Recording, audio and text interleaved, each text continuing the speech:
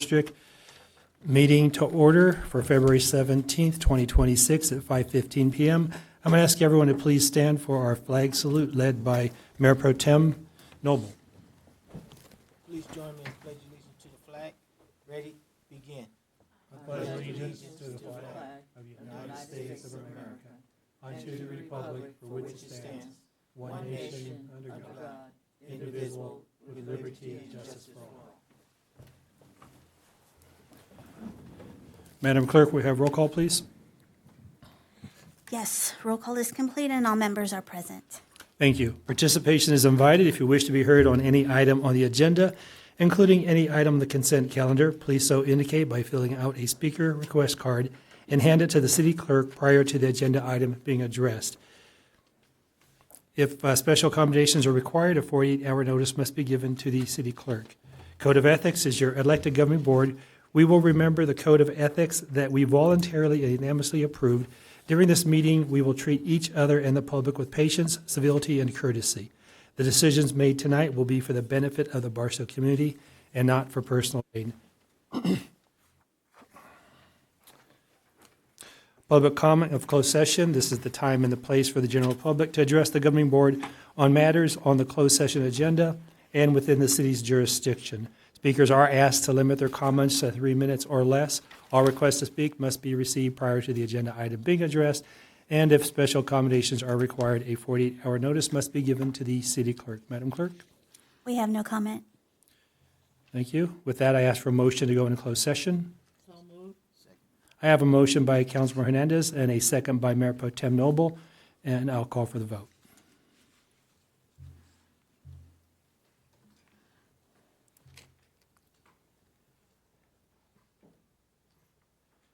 And the motion passes unanimously. Okay, with that, we'll go into closed session. We'll be back by 7 for open session.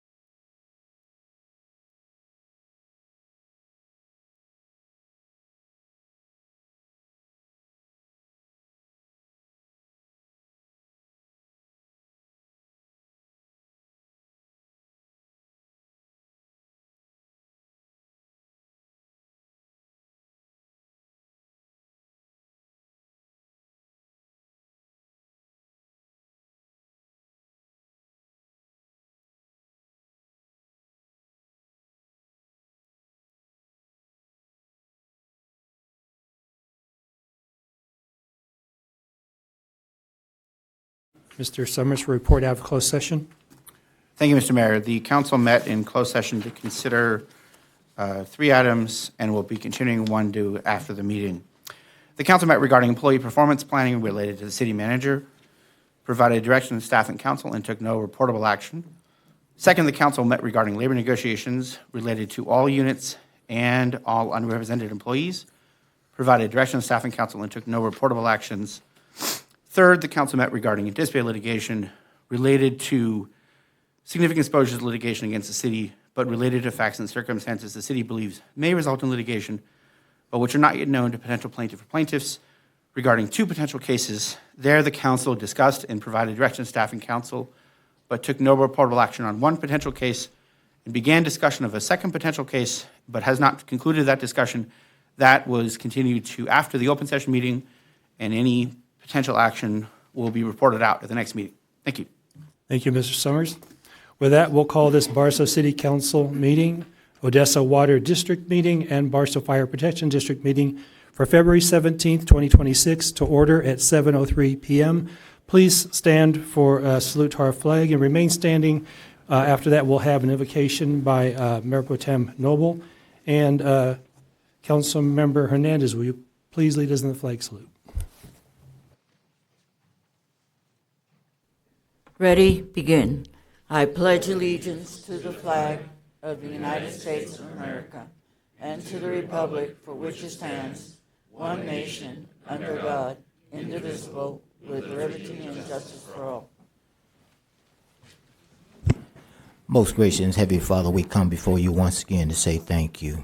Thank you for waking us up this morning. Thank you for allowing us to be here this evening for this council meeting. Father God, we ask that you watch over our sick and shut in and watch over our breathing families. Father God, we ask this in your name we pray. Amen.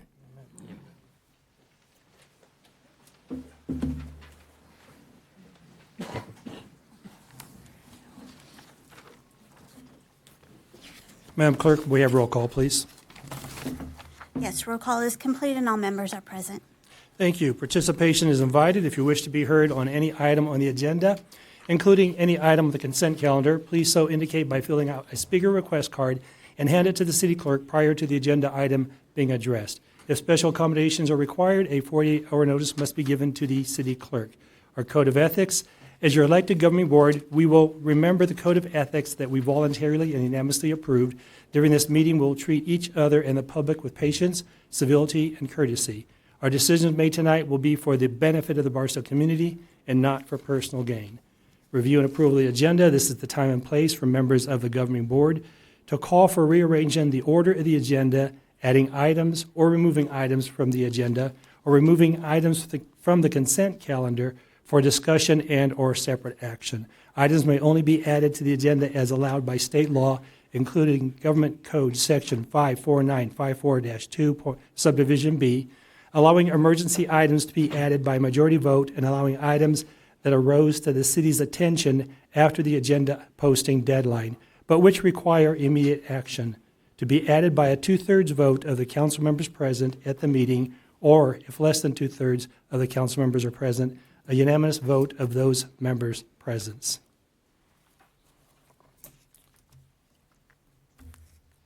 Call for a motion. Move to, I have a motion by Councilmember Hernandez, a second by Councilmember Williams to approve the agenda as presented. Call for the vote.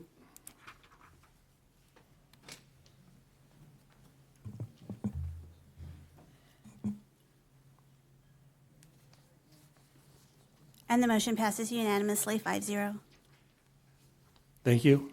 With that, we have 2 presentations. Our first presentation, item number 4, after event report and presentation by the Mojave Valley United Way City Manager, Ms. Clayton. Thank you, Mayor, members of the council. I apologize, I'm trying to find the presenter for this item.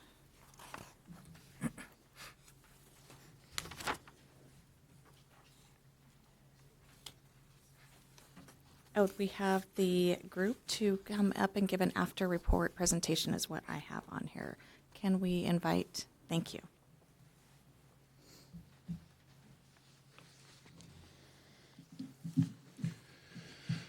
Good evening, Dan Varag and Joanne Kuzno, Mojave Valley United Way.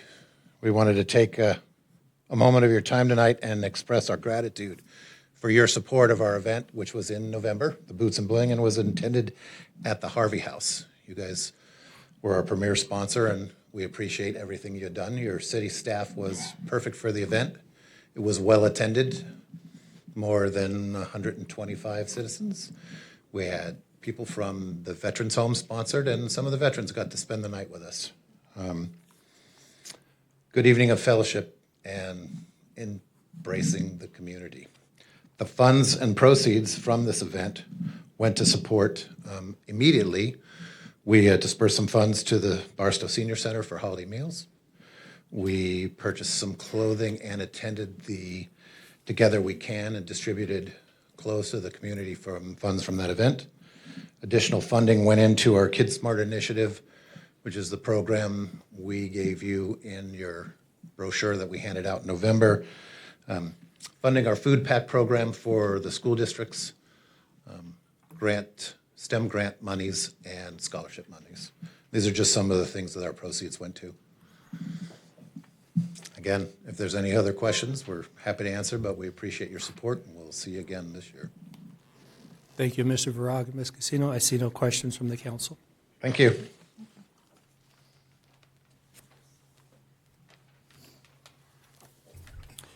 With that, we'll move on to agenda item number 5, presentation to Max Eddy Jr. And for this one, I'll ask the council to step in front of the dais. I'll ask Mr. Eddy to step up also. As the council and Mr. Eddy make their way to the front, the proclamation reads as follows. Whereas the city of Barstow proudly recognizes the extraordinary achievements of its residents whose dedication, discipline, and perseverance bring honor to our community, and whereas Max Eddy Jr., a Barstow native and accomplished UTV racer, represented the high desert on the international stage at the prestigious Dakar Rally held in Saudi Arabia, and whereas the Dakar Rally is one of the most demanding endurance races in the world, testing competitors across extreme desert terrain, over 13 grueling days of competition, and whereas competing against 433 registered racers from around the globe in dirt bike, UTV, and car divisions, Max Eddy Jr. and teammate Brock Heger demonstrated exceptional skill, resilience, and teamwork. And whereas Max Eddy Jr. and Brock Heger secured a first-place international victory, earning back-to-back championship titles and bringing global recognition to the city of Barstow and the high desert region. And whereas Max Eddy Jr.'s achievement serves as an inspiration to local youth, athletes, and aspiring racers by demonstrating that determination and hard work can lead to success on the world stage. Now, therefore, the Mayor and City Council of the City of Barstow do hereby proclaim recognition and congratulations to Max Eddy Jr. for his outstanding accomplishments as an international Dakar Rally champion, and we extend our appreciation for the pride and distinction he has brought to our community. Signed and sealed this 17th day of February 2026 in the City of Barstow.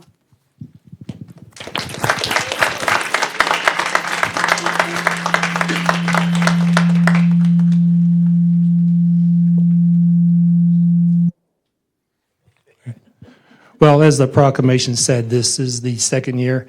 I apologize. I tried to get you here last year. That was me dropping the ball. Nobody else, not staff, not the other council members. But I'm glad that we have you here. I mentioned from day one, when people bring great things to value, stuff that we can celebrate, that we want to recognize them. And so I know you work very hard for that. So is there anything that you want to say to the public?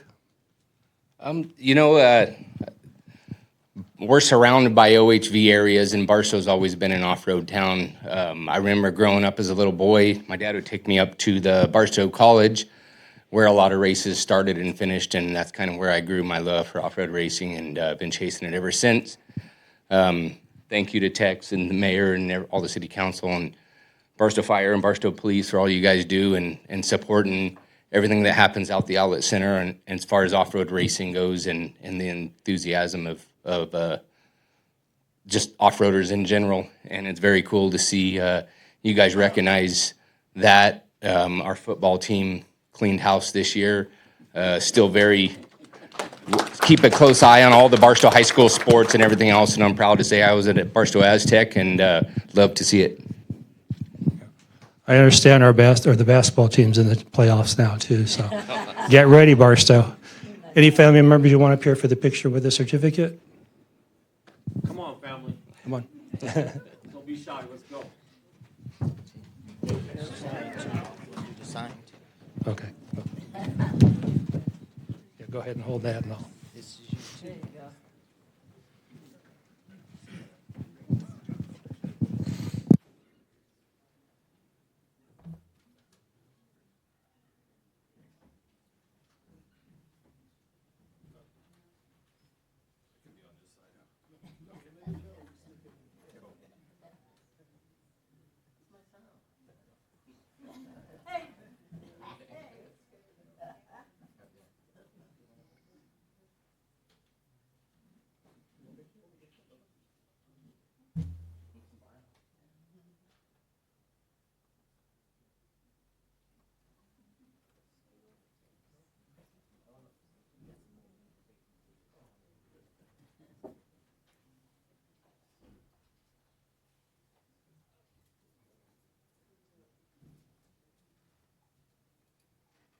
Okay, we are going to take about a 10, 15-minute break. There is cake in the lobby. I think enough for everybody. Thank you, guys.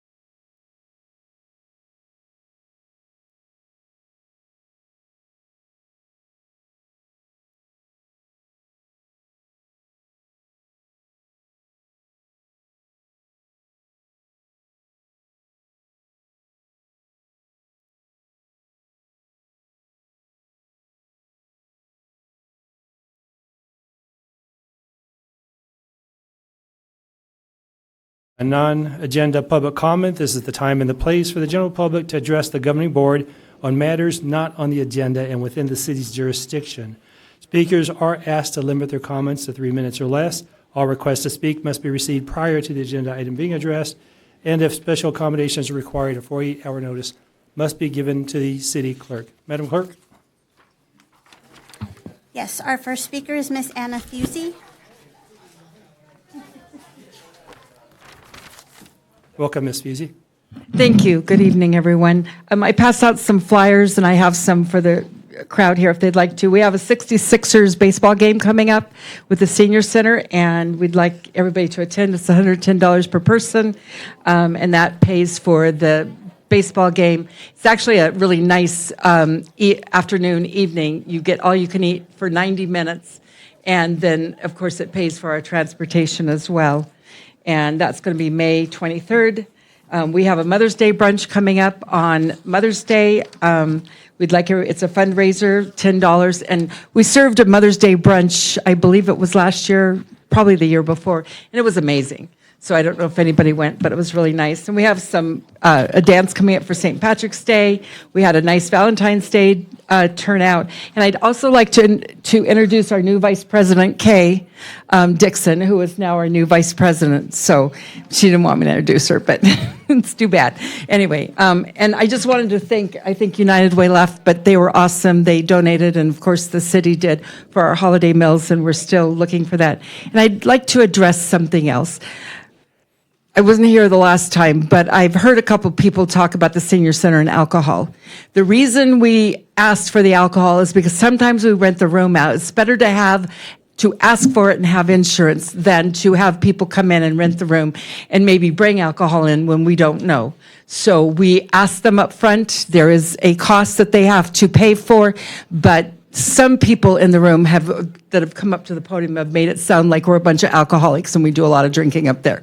Trust me, we don't. And we don't serve alcohol at our events that the Barstow Senior Center sponsors. So I want to make that clear. We also don't promote pot smoking, even though the seniors are one of the highest growing population that uses pot. But we do not promote it. We do not allow it on campus. And I think that's all I have to say, so thank you very much. We have signed the contract with the cities, Barstow Senior Center, so yay. Thank you, Ms. Fusey. Our next speaker is Miss Samantha Ryan.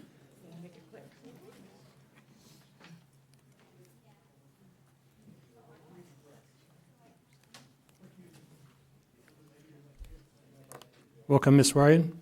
Thank you.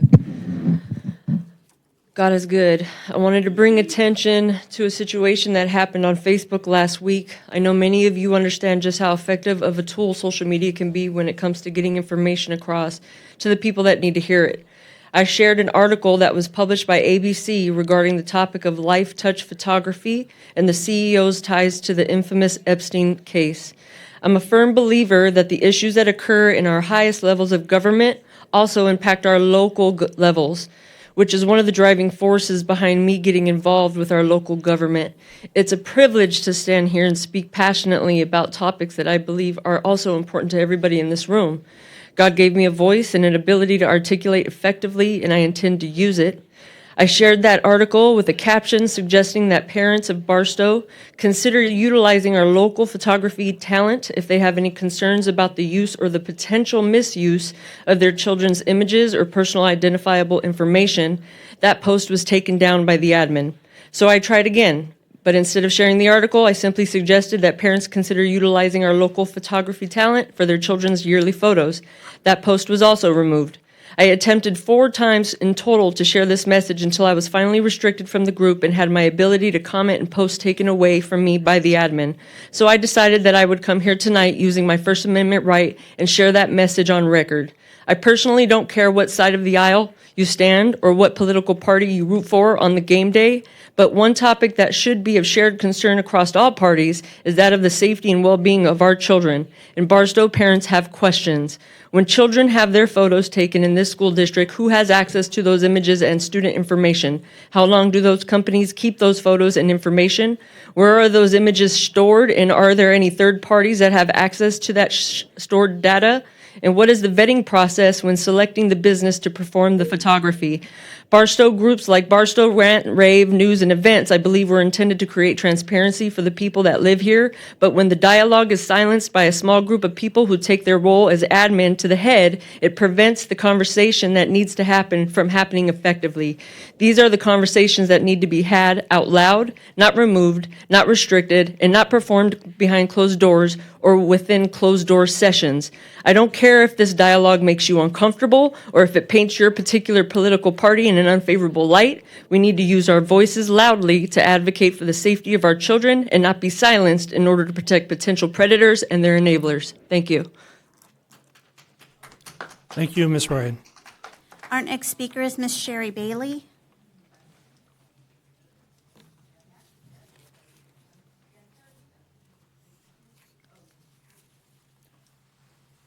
Welcome, Ms. Bailey. Good evening, Mayor. Good evening, staff. Since this is general comment, I would just like to ask perhaps, as we are beginning our growth phase and aspiring to expand, if there would be any way if we could share the city council agenda with the general public in a more easier way to get access, such as navigating that city website. Sometimes it's really difficult to find the agenda. It's posted usually kind of last minute as we're putting things together and so forth, I think 48 hours before city council meeting. But if there would just be some way that we could post social media, because that seems to be our newspaper for Barstow, that the agenda is available and this is the link where we can find it to make it more accessible. And perhaps people would be interested in partaking in more of these meetings. I know that since I have started, I have really enjoyed a lot of the celebrations and concerns that happen within our own city, and how to become more responsible myself as a citizen, and just to promote more of the involvement that we always promote that we are asking for. But if somehow we can make it more readily available for people to know what the agenda is for our city council meetings, and we can get more interaction with different members of the community. Thank you very much. Have a good night. Thank you, Ms. Bailey. Our next speaker is Mr. Ted Wiesma.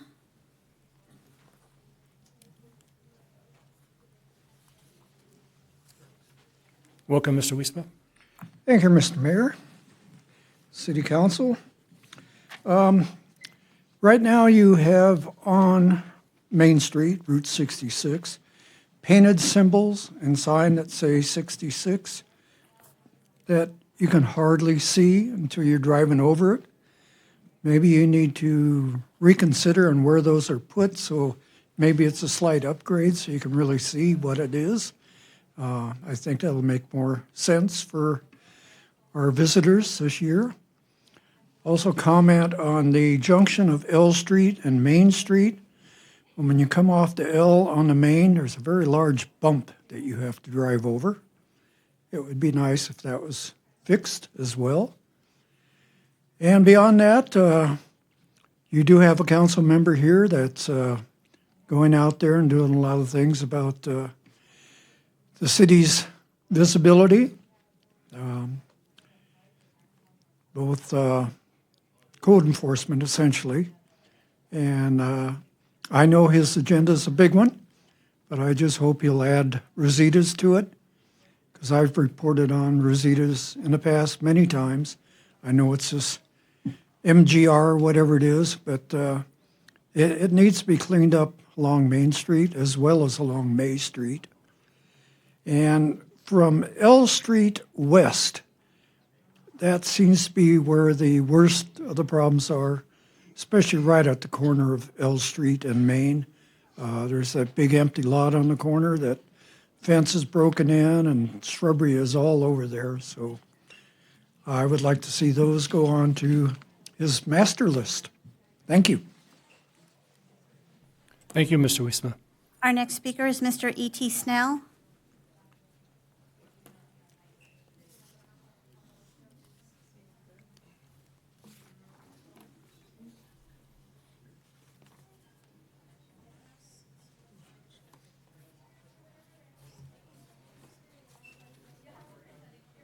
Welcome, Mr. Snell. Thank you. E.T. Snell, www.etsnell.com. Couple things. Mr. Nobles, we'll start off with you. I understand your son wants the city to pay for his roof. I'd like to see some ESCO papers. I couldn't find his name as the owner of that property. So I'd like to see some proof before we get involved in that. I'm not opposed against helping him. The seniors, like I said before, I've taken a lot of stuff down to the thrift store, and I'm going to keep taking it. I support the seniors, but there's some issues here. I'd like to see an audit, the bingo, the thrift store, the kitchen, the whole overall thing, I think. And as far as that alcohol is concerned, I think that you guys, myself personally, I think you guys were nuts to let them have it down there without, they could have got their own insurance, and you could have said, yeah, but I think there needs to be some insurance looked at. Then we've got the 1,478 acres. Oh, man, with this council, that's 1,500 acres. And then what, are you going to bring in one developer or something? No, it needs to be split up. Or maybe you could just give an acre to everybody that wants to build a house within a year, and if not, take it back. Sell it to the city. Let the residents get involved. Don't just pocket all the money with, some single developer or something. You need to do it like in stages, 25, 50, 100 acres at a time, one developer, and then start another one with a different developer. You just can't give it to, because I already know what's going to be happening. I can smell it. Anyway, I'd like to see something done with that 1,500 acres that's just not a big pot that the city can draw from. I'd like to see maybe do it in 1 acre parcels or half acre parcels, and if you can go pick up these little houses for $10,000, $20,000, and you can maybe make one section for the little small houses and other sections for the bigger houses. I think we need to do a little bit of putting our thinking caps on and see. And Mr. Mayor, you called me the other day after the shellacking I gave you guys. I didn't call you back. I'd like to know why you called me. I've been put in prison 3 times on phony charges. Showing up in that clown costume doesn't get a bunch of friends, and especially when you're checking everybody's shorts, and so you can tell now or later why you tried to call me. I'd just like to know, that's all. And Mr. Nobles, I don't believe your son owns that property. I looked. I used to be in real estate. So I think we got a problem with that. And if he does, I'm for helping him. Thank you, Mr. Thank Snell. you. Our next speaker is Ms. Marsha Wiesma.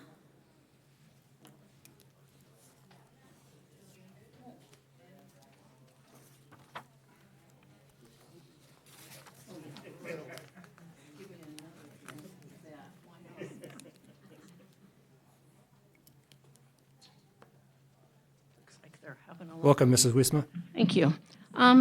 Gosh, last couple days I've been hearing a lot of complaints, a lot of whatever you want to do it. Well, we live in District 4. I'm proud to be in District 4. We have the only councilman that comes around with a phone in his hand. Pretty cool. Well, anyway, Tex has been holding many, many meetings throughout District 4, primarily the last meeting where we had all the football people. The building said 43 people, and that number was exceeded more than twice, in and out.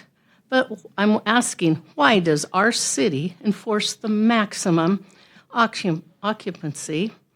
This locality seems to have a severe parking problem, parking shortage. Is the city allowing the excess vehicles to park on their lots during the evening? Who is responsible?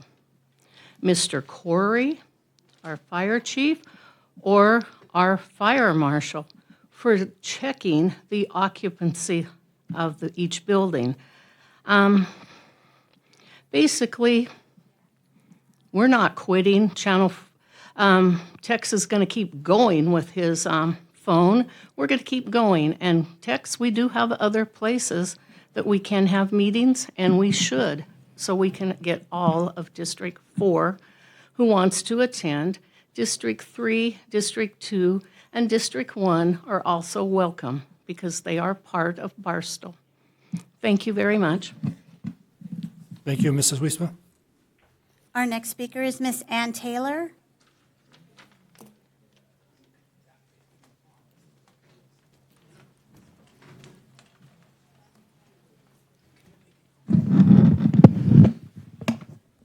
Welcome, Ms. Taylor. Thank you. Thank you, Mr. Mayor and City Council members. I'm here to announce a Family Fun Day for Black History Month that's going to be celebrated. Family Fun Day. That will be on Saturday, February the 28th, 2026, from 12 to 4 p.m. at the Entrepreneur Center here at 1041 West Main Street here in Barstow. Now, hub of the city, Barstow. Hub of the West, excuse me. You're welcome to come out, bring your families, bring your community. Thank you. Just hold on to that. Thank you for me. And his family activities going to be free food, everybody, and drinks while supplies last. It's going to be a bounce house. It's going to be games. Community resources will also be available, and it's going to be sponsored in collaboration with the NAACP, as long as other businesses, local businesses in the community. And also I want to publicly acknowledge Mr. Councilman Tex Williams for attending our NAACP this meeting this month in February. It meant so much to see him. And we appreciate him going throughout the District 4 and throughout the city, period, and doing what you're doing. Thank you. Thank you, City Council. Thank you, Ms. Taylor. And our last speaker is Mr. Jim Brown.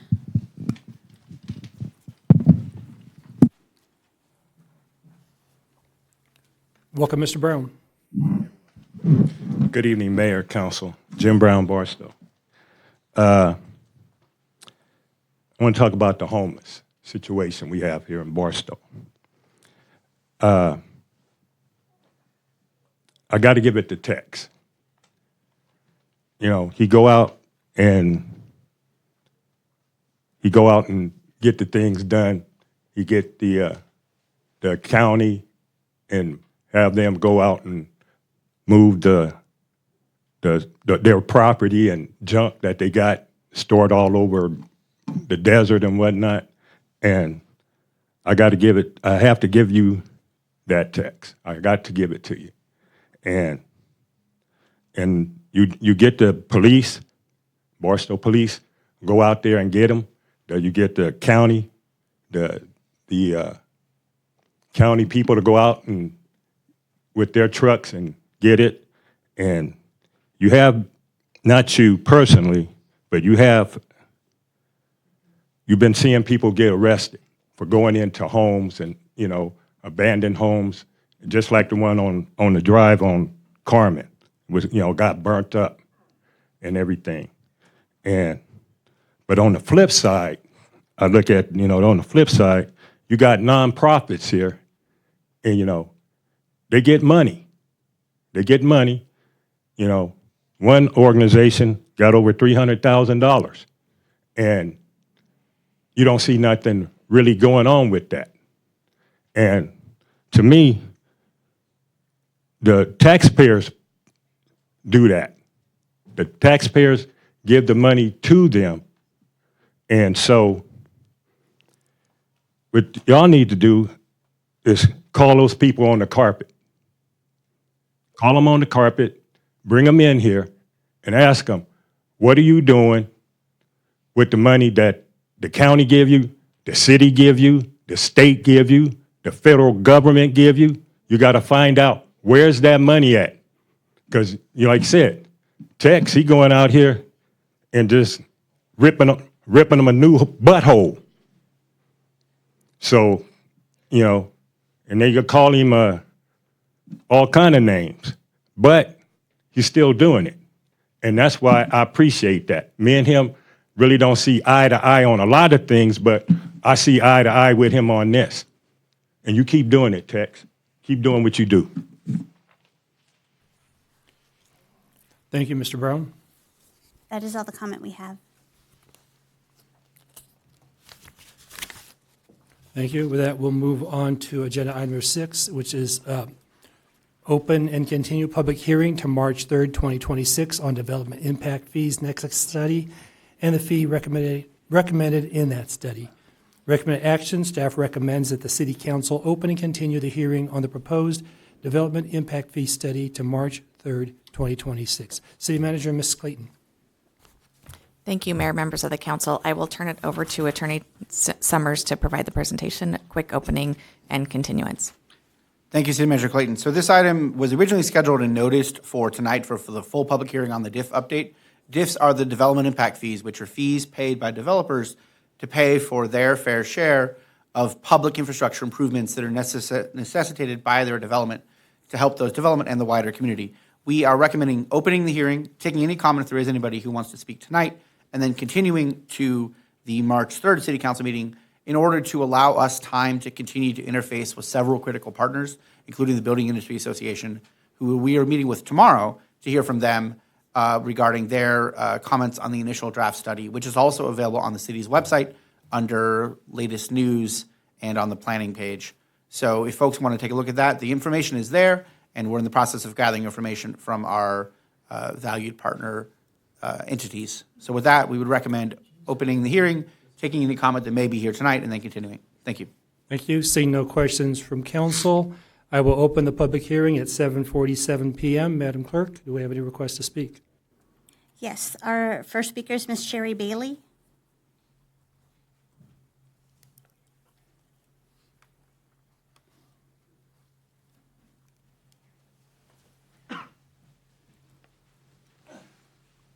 Welcome, Ms. Bailey. Good evening once again, sir. Thank you again for this opportunity to address the development impact fees and the hearing that is to be moved to the March 3rd.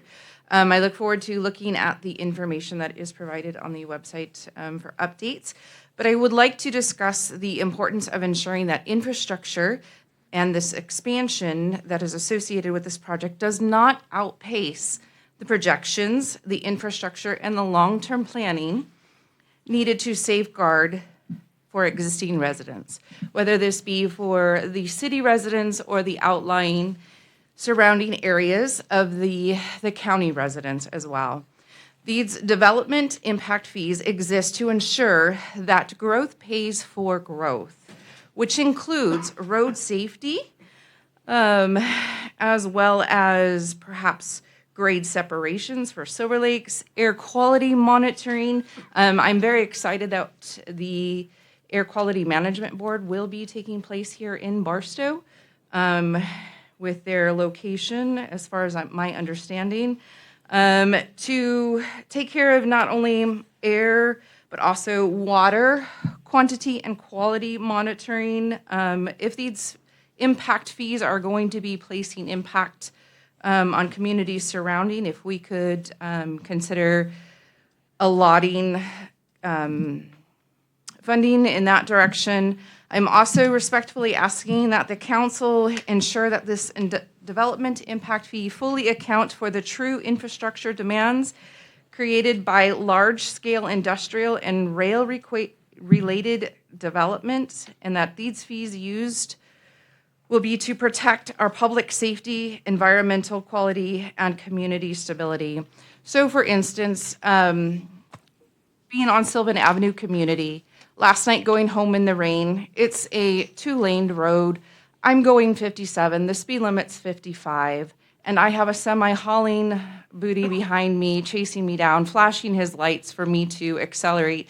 But yet I know in 2 lanes ahead of, or 2 roads ahead of me, I'm going to have to decelerate so that I can make a left-hand turn. There is passing on that road all the time on a double yellow. It is a big safety concern, and I don't want to wait till one of our neighbors gets injured. or something happens. So being able to enter and exit our community is really important to us who are going to be directly across the street from this project as it begins to develop. So if we can look at that kind of safety measure, that would be greatly appreciated. Other than that, responsible planning ensures that growth strengthens a community rather than placing disappropriate burden. Thank you, Mrs. Bailey. Thank you. Our next speaker is Mr. E.T. Snell. We have no more comment. Thank you. With that, we will continue the hearing to March 3rd. Moving on to item number 7, another public hearing.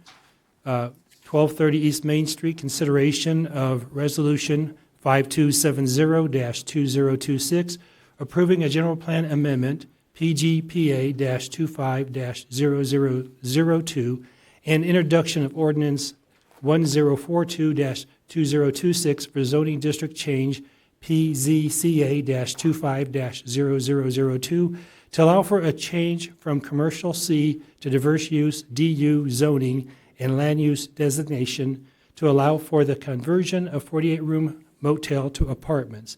The recommended action, conduct a public hearing and consider staff and planning commission recommendations to approve the request for allowance of the following change from commercial C to diverse use DU zoning and land use designation.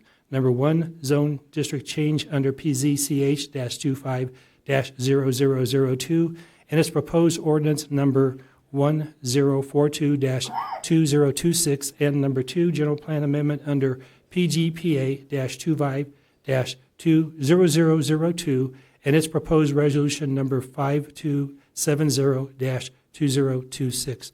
City Manager, Mrs. Clayton. Thank you, Mayor, members of the council. I would like to introduce Economic Development Specialist Genesis Crank from the Community Development Department to provide this presentation.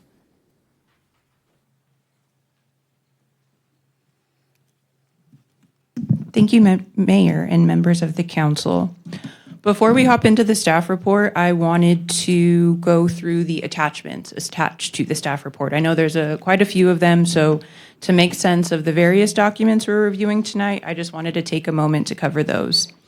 The first attachment you have, in addition to the staff report, is the Planning Commission resolution.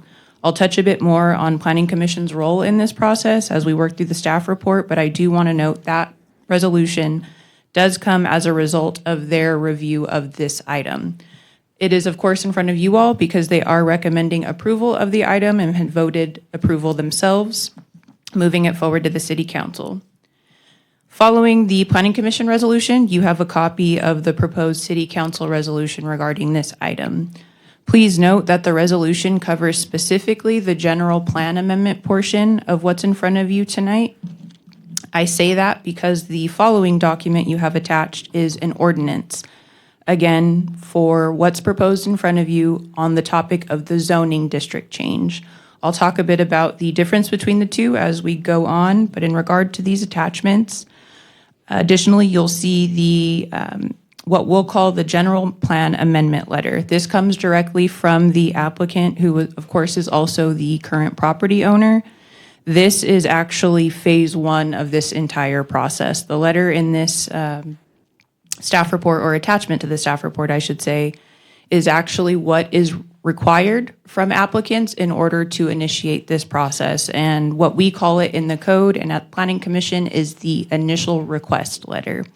I'll touch a bit further on that as well. And then again, to conclude, you have just an aerial of the location 1230 East Main Street. As noted in the overall agenda matter, this is to consider a general plan amendment and a zoning district change to 1230 East Main Street, which currently holds the zoning and general plan designation of commercial. The recommendation is to consider diverse use zoning to this district should a change be considered. The main reason being the diverse use zoning district for the city of Barstow is actually what we'll call a mixed use, to put it plainly. It's the overall purpose as defined by our code is the diverse use zoning designation is to implement the policies of the general plan to encourage a harmonious intermingling of business and residential structures to provide for an increased variety and intermixture of residential, commercial, and office activities to enhance pedestrian usage, and character of this district. I only read that to note and to clarify, the proposal that we have in front of us tonight as far as what the property owner would like to do in regard to the conversion of those units, what they are at this point in time proposing is fully residential. All residential on this property, again, converting those 48 existing motel units to long-term residential units. With that being said, the commercial zoning district does not allow for residential at all. Commercial, based upon our City of Barstow Municipal Code, is very specific that residential as a use is not permitted in that zoning district. Up until today, it was not an issue because, of course, as many of us know, it has served as a motel for many, many years now. Once acquired last year by the current property owner, they proposed residential. I do believe public comment was submitted by the property owner, so I will defer to him to add any details I might miss, but no matter the fact, once they acquired the property, they actually reviewed some of the totals from the motel revenues, stays, vacancies, things of that nature, and it's been struggling for some time. So with that being said, the current property owner brought forward this request to propose residential. All of that to say, that's how we got in front of you all this evening. To point back to that letter I mentioned earlier, and that is attached to the staff report, per the Barstow Municipal Code, they must submit what we call, again, initial request letter. That letter details out a bit of what they want to do. So for example, 48-room motel is what it's currently used at. They're proposing a 48-unit apartment complex. We would refer to it as an apartment because it's multifamily. And the current land use designation, again, is commercial. They detail a bit about their adaptive reuse. They touch on the needed housing in the area, and they touch on, additionally, consistency with general plan goals, which is a big component when reviewing a request of this nature. I apologize. I didn't come full circle on my diverse use explanation, and I do want to point out only reason being staff is so strongly recommending the diverse use labeling is it allows for flexibility for future property owners. So let's say that this conversion takes place, they're converted to residential units, but 10 years down the line, a new property owner comes in and proposes a commercial use on that building. They would not be subjected to this process because the diverse use zoning district allows for either commercial or residential or even a mix of the two. That use can be considered with the diverse use zoning designation. So I want to make sure that point is clear. Their overall proposal is to convert fully to residential. However, should this be approved with the recommendation of diverse use zoning, it would allow for commercial or residential as long as that zoning and general plan designation stands. Within the staff report, you'll see a couple of topics that are touched on, one of them being our regional housing needs assessment total. Some of our council members may recall that in November of 2024, the city of Barstow approved our 6th cycle housing element, which covers the years of 2021 through 2029. Our housing element is something that we are mandated to do by the state. And in regard to the table that's included in the staff report, you'll see the numbers that were allocated to the city of Barstow by the Southern California Association of Governments.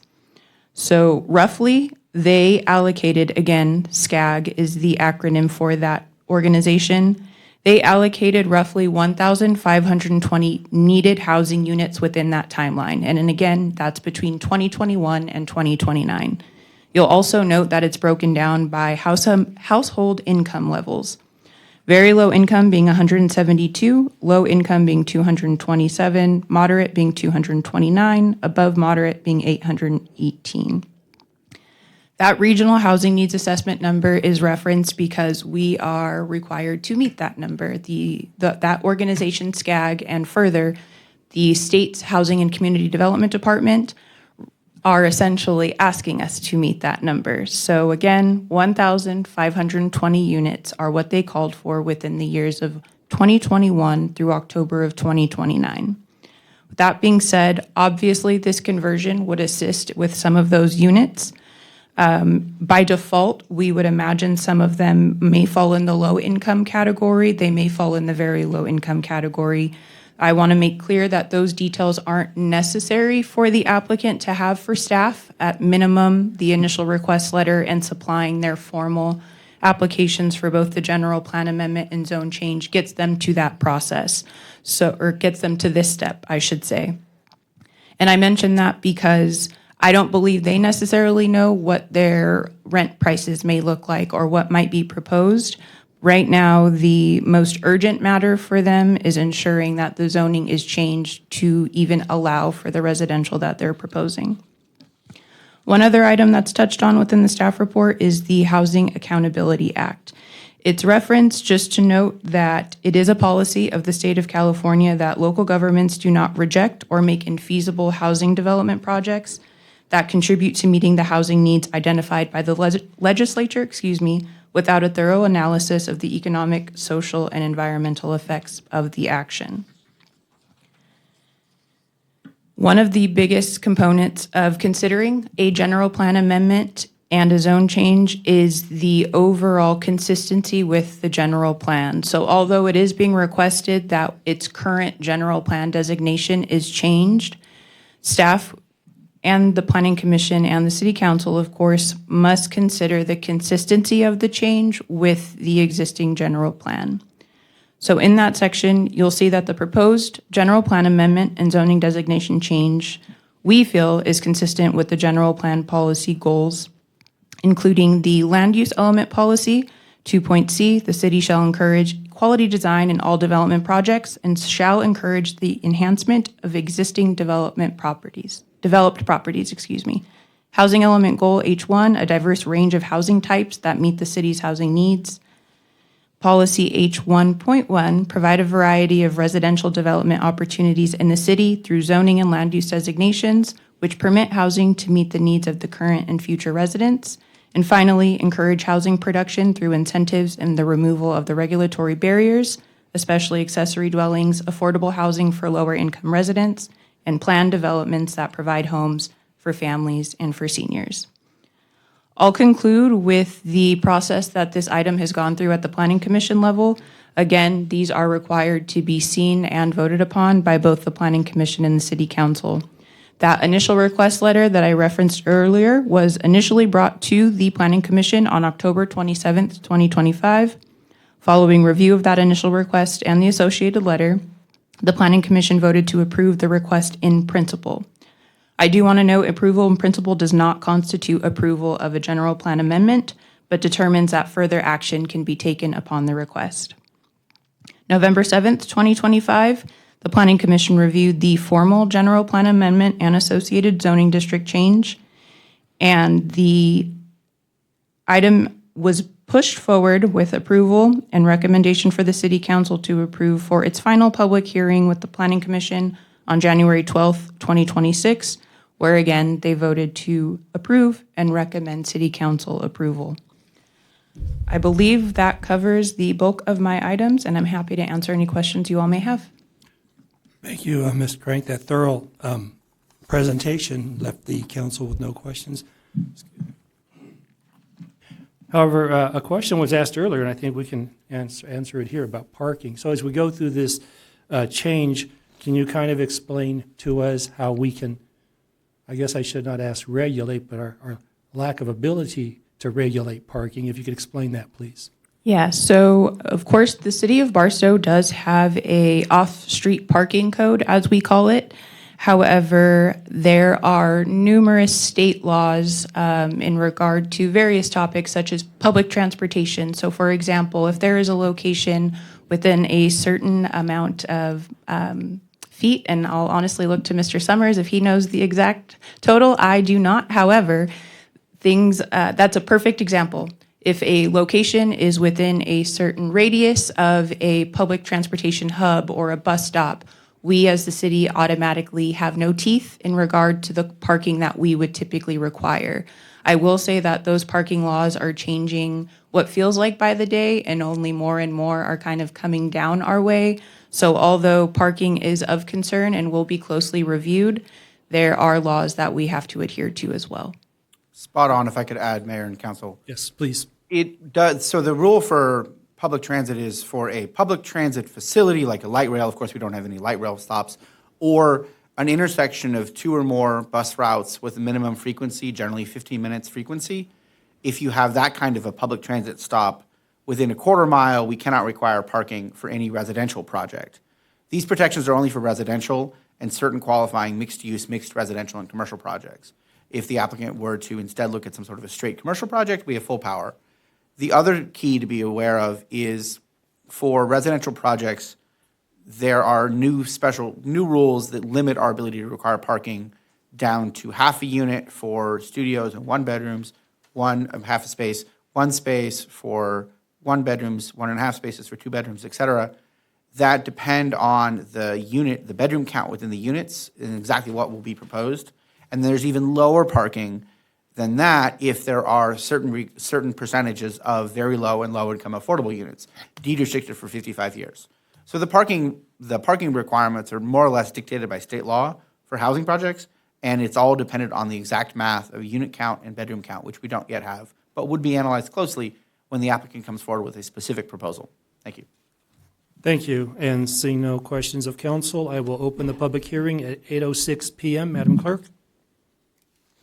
Yes, we have Mr. Ruben Lopez Jr. Welcome, Mr. Lopez Jr.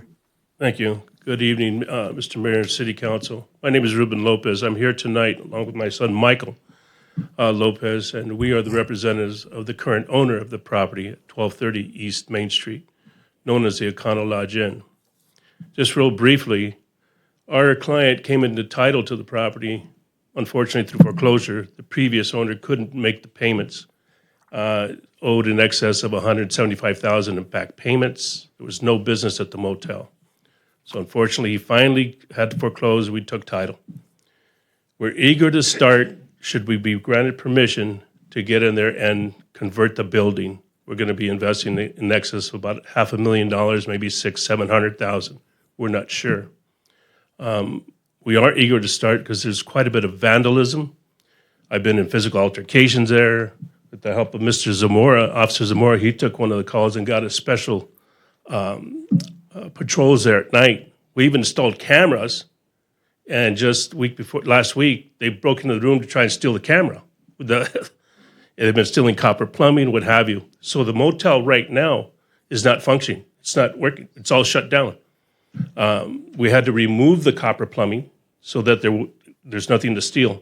It's all being stored somewhere. So should you grant us permission, we'll follow any rules that you have, anything you'd like us to do. And as far as the unit count, we're probably going to convert, should we be granted permission, 1, 2 bedrooms and some singles. We figure there's families there, it's going to be more stability versus 48 single guys. You wouldn't know what happens with that, right? So anyhow, if we're granted permission, we'll get started right away. And if you have any questions. Thank you, Mr. Lopez. Okay, thank you. Our next speaker is Mr. E.T. Snell.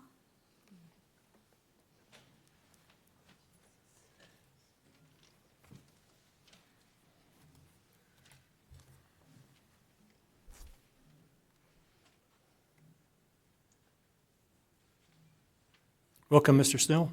Thank you. E.T. Snell, clown community activist.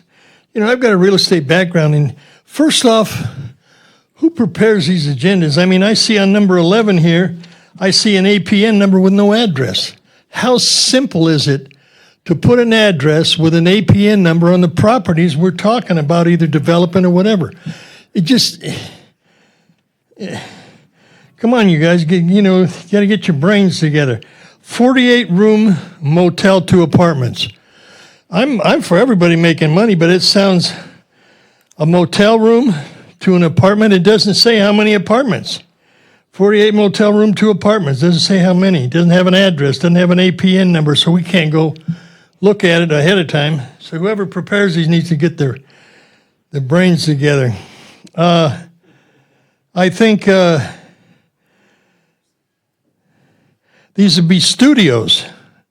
I don't think they can be apartments with a motel room. Every motel room I've ever been in, unless you go to somewhere in Vegas or one of the high dollar ones that's got two of them adjoining, they're going to be more like studios. And Chief, I'd like you to go down there and look at that and sign off on it, because if it's a high crime area and you're going to take Barstow with the crime rate we have here and all the other stuff, drugs and everything else, and take a 48-room motel and turn it into apartments, you're going to have some police calls out there. So I'd like to know what your security is going to be, or we just giving blank checks to everybody in town.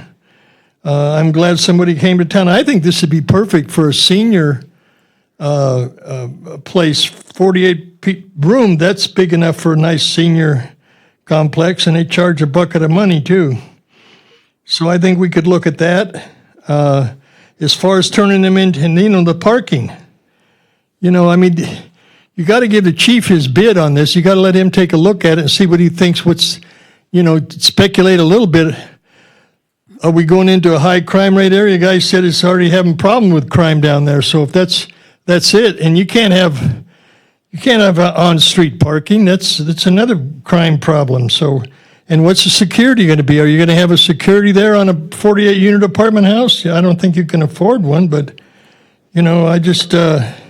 Barstow's already a crap hole anyway in a lot of areas. I don't think we need a bigger one, but I think this might be considered a good place for a senior motel or senior living, 48 rooms. Anyway, thank you very much. Thank you, Mr. Snell. We have no more comment.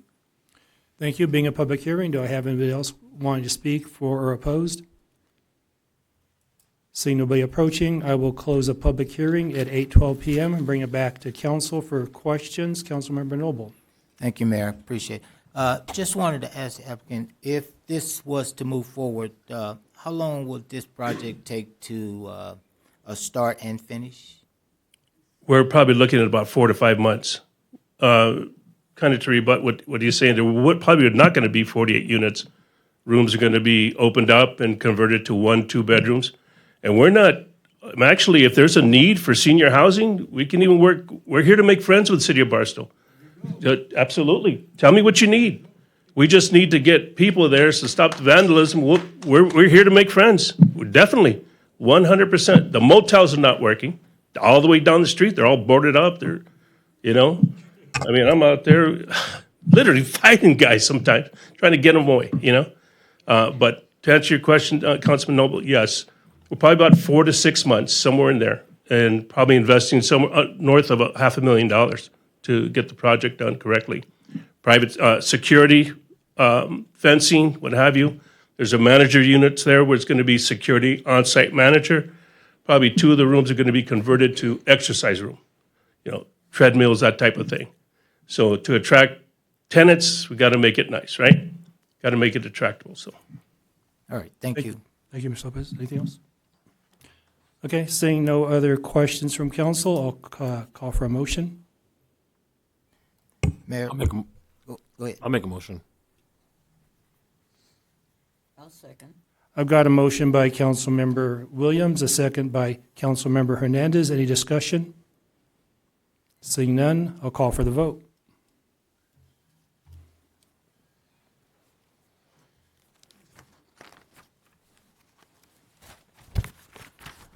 And the motion passes unanimously, 5-0. Thank you. thank you very much. With that, we'll move on to our consent calendar public comment. This is the time and the place for the general public to address the governing board on all matters on the consent calendar. Speakers are asked to limit their comments on all consent items to 3 minutes or less. All requests to speak must be received prior to the agenda item being addressed, and if special accommodations are required, a 48-hour notice must be given to the city clerk. Madam Clerk?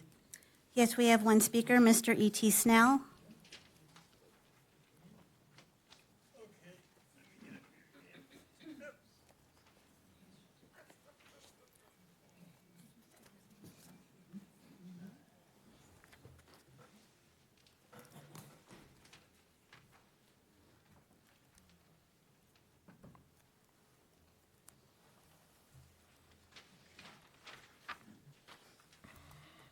So that's 9 through 13, right? Welcome, Mr. Snell. Yes, sir. Okay, let's start off with, the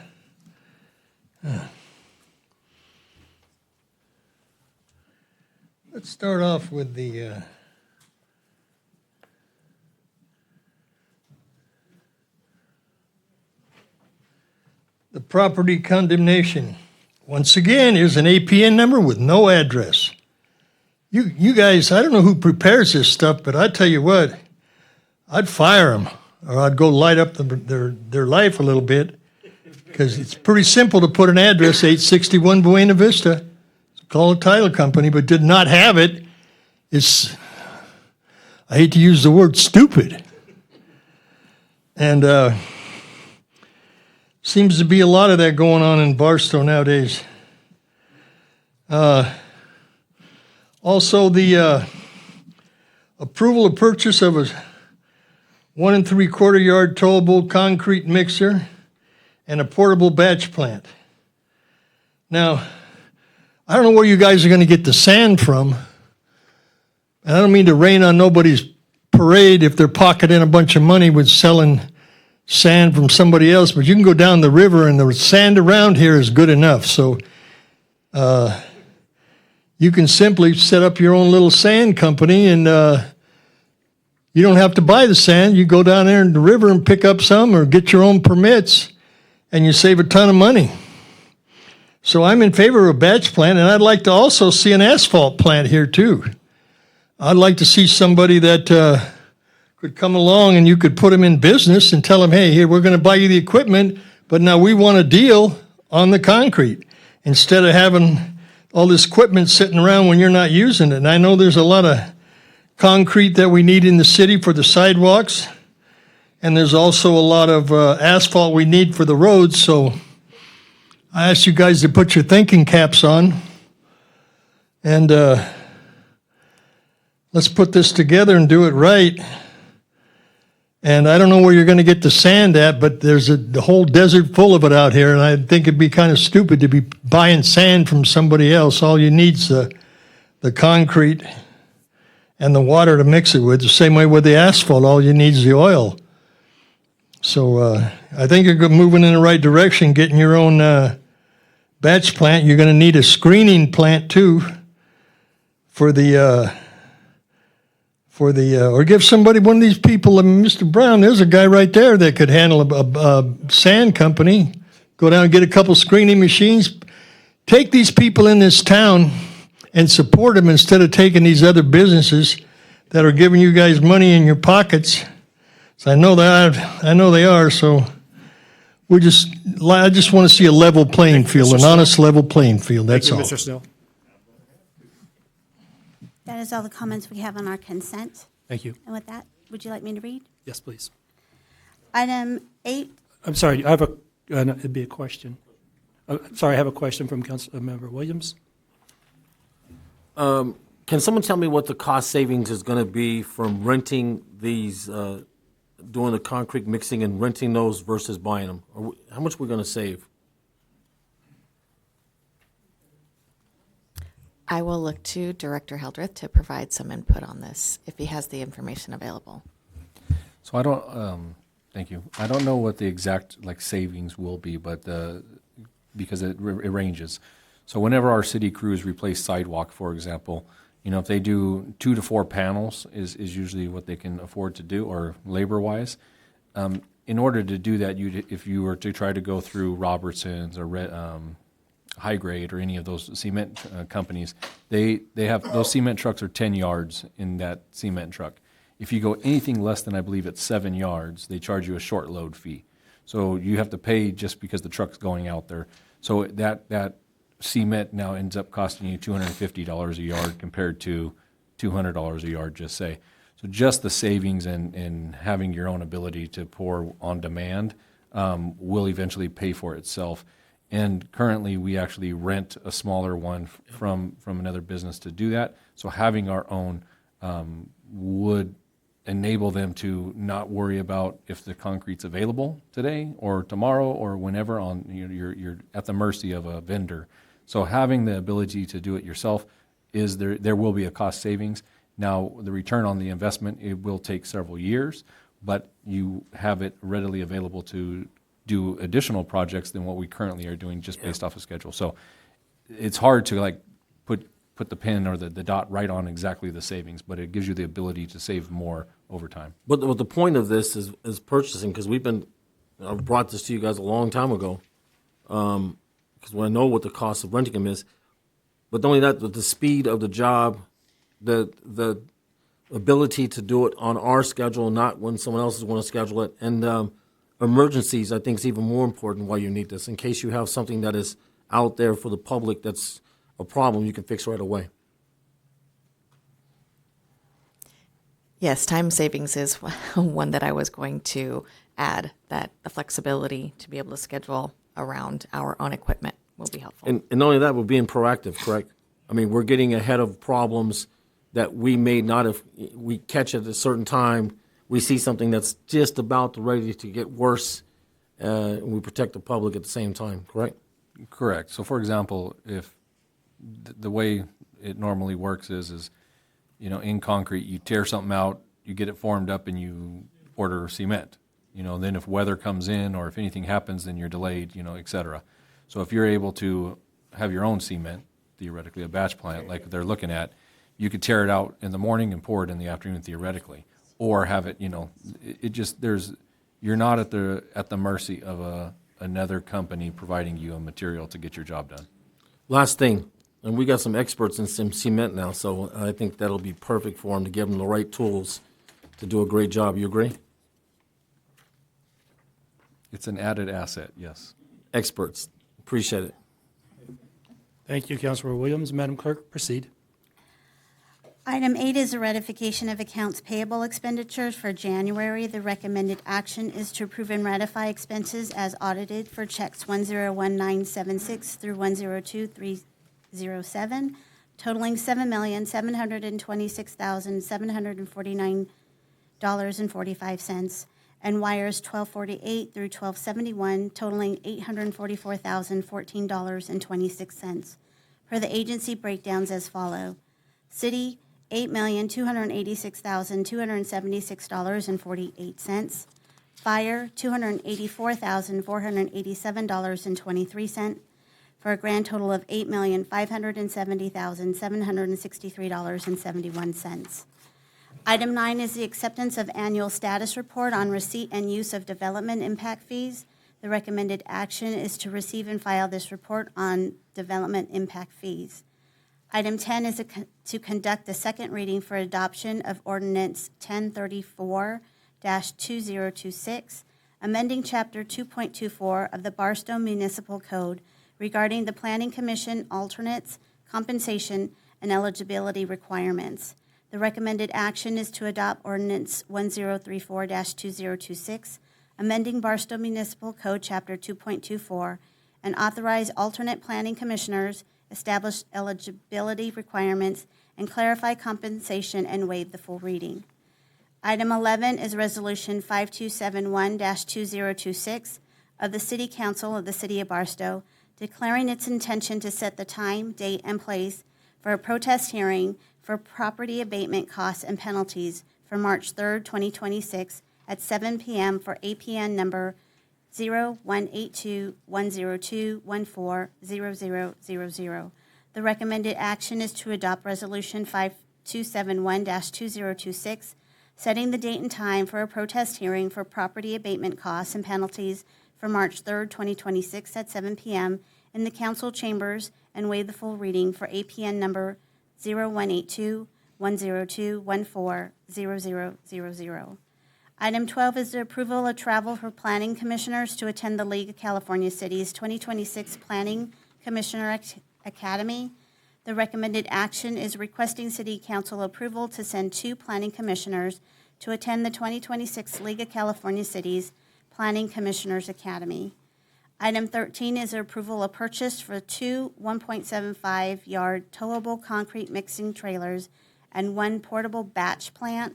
The recommended action is that the City Council, 1, approve the purchase of 2 1.75-yard towable concrete mixing trailers and 1 portable batch plant for sidewalk repair operations throughout the city, and 2, authorize a budget relocation in the amount of $10,883.13 from an existing project to cover the purchase overage, and 3, to authorize the city manager to execute all necessary purchase documents.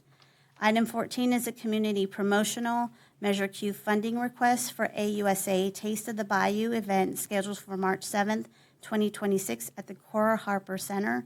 The recommended action is the City Council approve Measure Q community promotional funding in the amount of $4,009.54 as listed in Attachment B to support the AUSA Taste of the Bayou event scheduled for March 7th, 2026, subject to submission of required insurance documentation. And that is the end of the consent calendar, Mr. Mayor. Thank you, Madam Clerk. I see no questions from council. I'll call for a motion. So moved to approve. Second. I have a motion by Councilor Hernandez, a second by Mayor Pro Tem Noble. Any discussion? Seeing none, I'll call for the vote.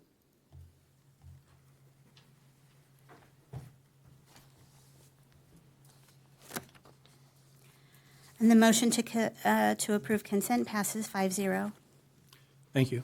With that, we'll move on to business action items. Item number 15 of the agenda, award of contract for security cameras. The recommended action, staff recommends that City Council award the professional service agreement to A to Z Lock for security camera upgrades. And number 2, authorize the city manager to execute all necessary purchase documents.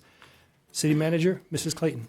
Thank you, Mayor, members of the council. I would like to, and this will be a joint effort to present the PowerPoint that we have, because with this crosses multiple departments. So I will turn it over to Community Development Director Chris Hildreth, and joining him will be Chief Kirby, as well as our IT department. Ben is on, I believe, part of this presentation as well, and I will turn it over to Director Hildreth. Thank you, ma'am.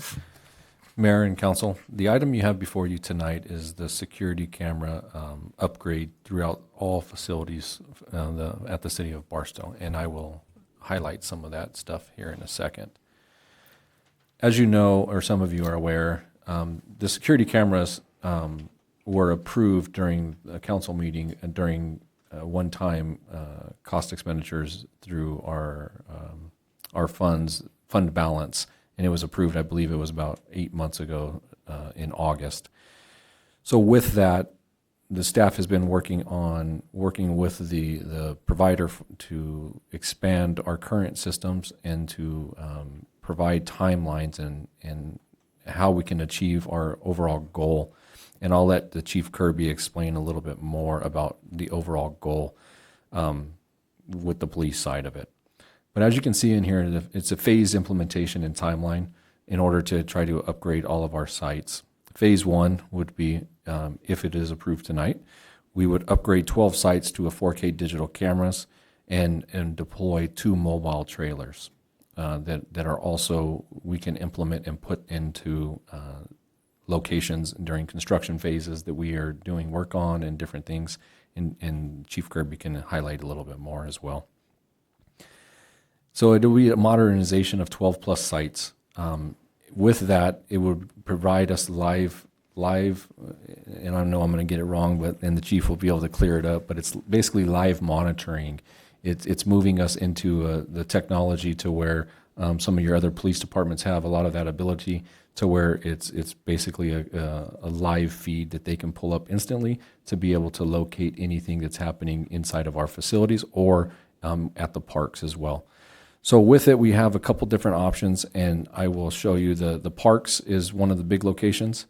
So Dana Park and the tennis courts and pickleball courts, Fogelson Park, H Street Park, Jasper, which is it's a park, but then also there's a storage building at that facility, which is the fire department's building. We also have a community center there. Lillian Park, the sports park, Stringham, and Sternicle. Those are all the park facilities that have been identified. The actual buildings that we're looking at is Cora Harper, the PD Annex, fire station, 2 fire stations, Fire Station 361 and Fire Station 366. Additionally, it'll be the Harvey House, the Mojave River Valley Museum. We own that building. So that building, the senior center, and also the wastewater treatment facility. And with that, I'm going to kick it over to the chief, and then I'll circle back at the end for mine.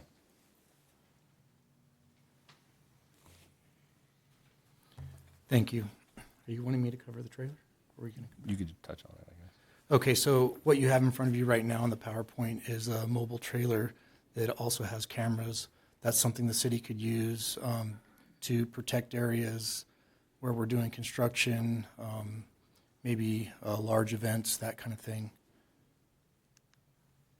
And then the enhanced public safety. So the cameras will increase visibility through security cameras can deter potential crime activities, leading to a safer environment for residents and visitors. It can allow for quick response. Real-time monitoring allows officers to respond swiftly to incidents and enhancing the overall safety in neighborhoods and parks. It can also help with community trust. Visible security measures can foster community trust and engagement, showing residents that their safety is a priority. It will help improve investigations. Security footage can provide crucial evidence in investigations, aiding in solving crimes more efficiently. A reduction in false claims. Recorded evidence can clarify situations, reducing the number of false allegations against individuals or the police. Data for crime analysis. Footage can be analyzed to identify crime patterns, helping the department strategize resource allocation effectively. Central, and this is where we're getting into, and the word Mr. Heldreth was looking for is the real-time crime center. So security cameras can be integrated into a real-time crime center, allowing for comprehensive surveillance across the city. That allows for proactive policing. Real-time data from cameras can enable predictive policing strategies, allowing officers to anticipate and prevent crimes before they occur. And with that, I'll jump back in. So, as you are aware, the City Council did approve us with a $750,000 budget to upgrade all facilities throughout the community. And as I identified all the parks, so what we wanted to do is I wanted to show you that this is a phased-in approach. We're not able to just get everything done at one time. We have to work, and if there's any technical questions, I just wanted to touch on this, that the vendor is here. He can provide clarity on technical things, and as well as our IT guy, Ben. That's some of the stuff's above my head. I don't understand everything, but what we wanted to do is there's a $750,000 budget. As you could see in the phased 1A is the site upgrades, and as you can see, the cost is $508,000. Upgrades to the 12 sites includes the vendors also providing us a 10% discount on the entirety of the system. But with that, site 1A is all the sites that we identified. Now, there are other improvements that have to happen. For example, like in the parks. Whenever you go to put all this infrastructure in, you have to have power the cameras. You have to have data storage. You have to have those types of things to make it all work. And the idea is the chief touched on, is the real crime center. The idea behind all of this is to have every facility that the city owns be relayed back to the police department to where they can sit there and they can monitor all the parks, they can monitor all the city facilities, and they can see what's happening in real time. So, for example, if there's an incident at a facility or at a park and somebody's running to the north of the sports park, instead of the police department just going out and having to search for the person, they'll be able to pull it up on the camera infrastructure that will be relayed into the dispatch center. So with that, the site upgrades are approximately $500,000. Portable units are $75,000. The maintenance cost is $150,000 for a 5-year agreement. However, I wanted to touch on that. It's $150,000 for a 5-year. The vendor is allowing us to do monthly payments, so we're not actually expending that money up front. So if you were to total it all up, though, phase 1 total is $733,000. However, we are not extinguishing the $150,000. That is being paid monthly, $2,500 for the next 5 years. So with that, there is a cost saving still. The city still has approved a budget for the remainder of this year. The phase 2 part, which is, I'm sure that I'm going to butcher this, but the IT people can help answer any questions with this. But basically, it's the licensing agreement with the cameras, and basically having it all interface together to where it could be viewable. Now, we are going to install, and that's why it's going to be a phased approach. We're not going to install something at the park and it's not going to work. That's not the idea here. It's going to work, and what this is allowing us to do, because we're not able to get it all completed in one physical year anyways, this will allow us to get phase 1 done, and then phase 2 will be budgeted for next year's budget. But what this will do is that even whenever we get when we get it installed, and the vendor here, he can tell you as well, the camera system works. So it'll record everything, it captures everything. It's just we won't have the full capability with the storage requirements that the police department has. They have some different rules than the way the municipality has. So with that, as you can see, the budgeting was approved at $750,000. The total for phase 1 is $733,000 minus the $150,000. But we want to show you the full transparency of this is the total amount, but it will be paid over 5 years.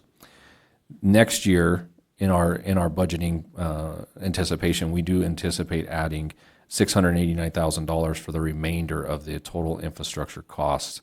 And a big portion of that, as you can see, is 19 servers that will be required to be able to house all this data. And with that, that'll conclude our presentation. And if there's any technical questions, I'll defer to the people that know that answer. Thank you. I'll bring it back to council for questions of staff. Councilmember Williams. First question is going to be is how do we make sure we're going to keep these things safe from kids throwing rocks at them and beating them up and those kind of things, because the ones I put in the park a couple 15, 20 years ago, it didn't work out too well. Matter of fact, you kind of helped me do it. Yeah, we're going to mount guns on the cameras. Oh, no. Joking. Yeah. Mayor, council. To be honest with you, nothing is. They're metal cameras with glass lenses. We don't use any of the plastic stuff. We have a certain level of quality that the city expects, so we meet that requirement. They're vandal resistant. They're theft resistant, all those different things. But if somebody wants them bad enough, you can talk to Foster Freeze. They tend to steal them right off the wall occasionally. So, how high would they be? I mean, how high off the ground we're going to be where it can make it difficult? I mean, of course.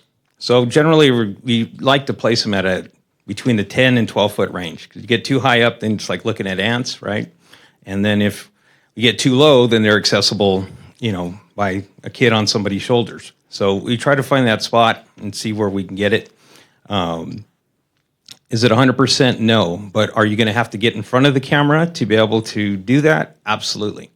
And now that you guys are moving from a reactive to a proactive state, one of the things, and Chief, please correct me if I'm wrong, is in addition to having screens available in one area, let's say the dispatch, you're also going to have screens set up in like the watch commander's office. So now you have additional people looking at that stuff.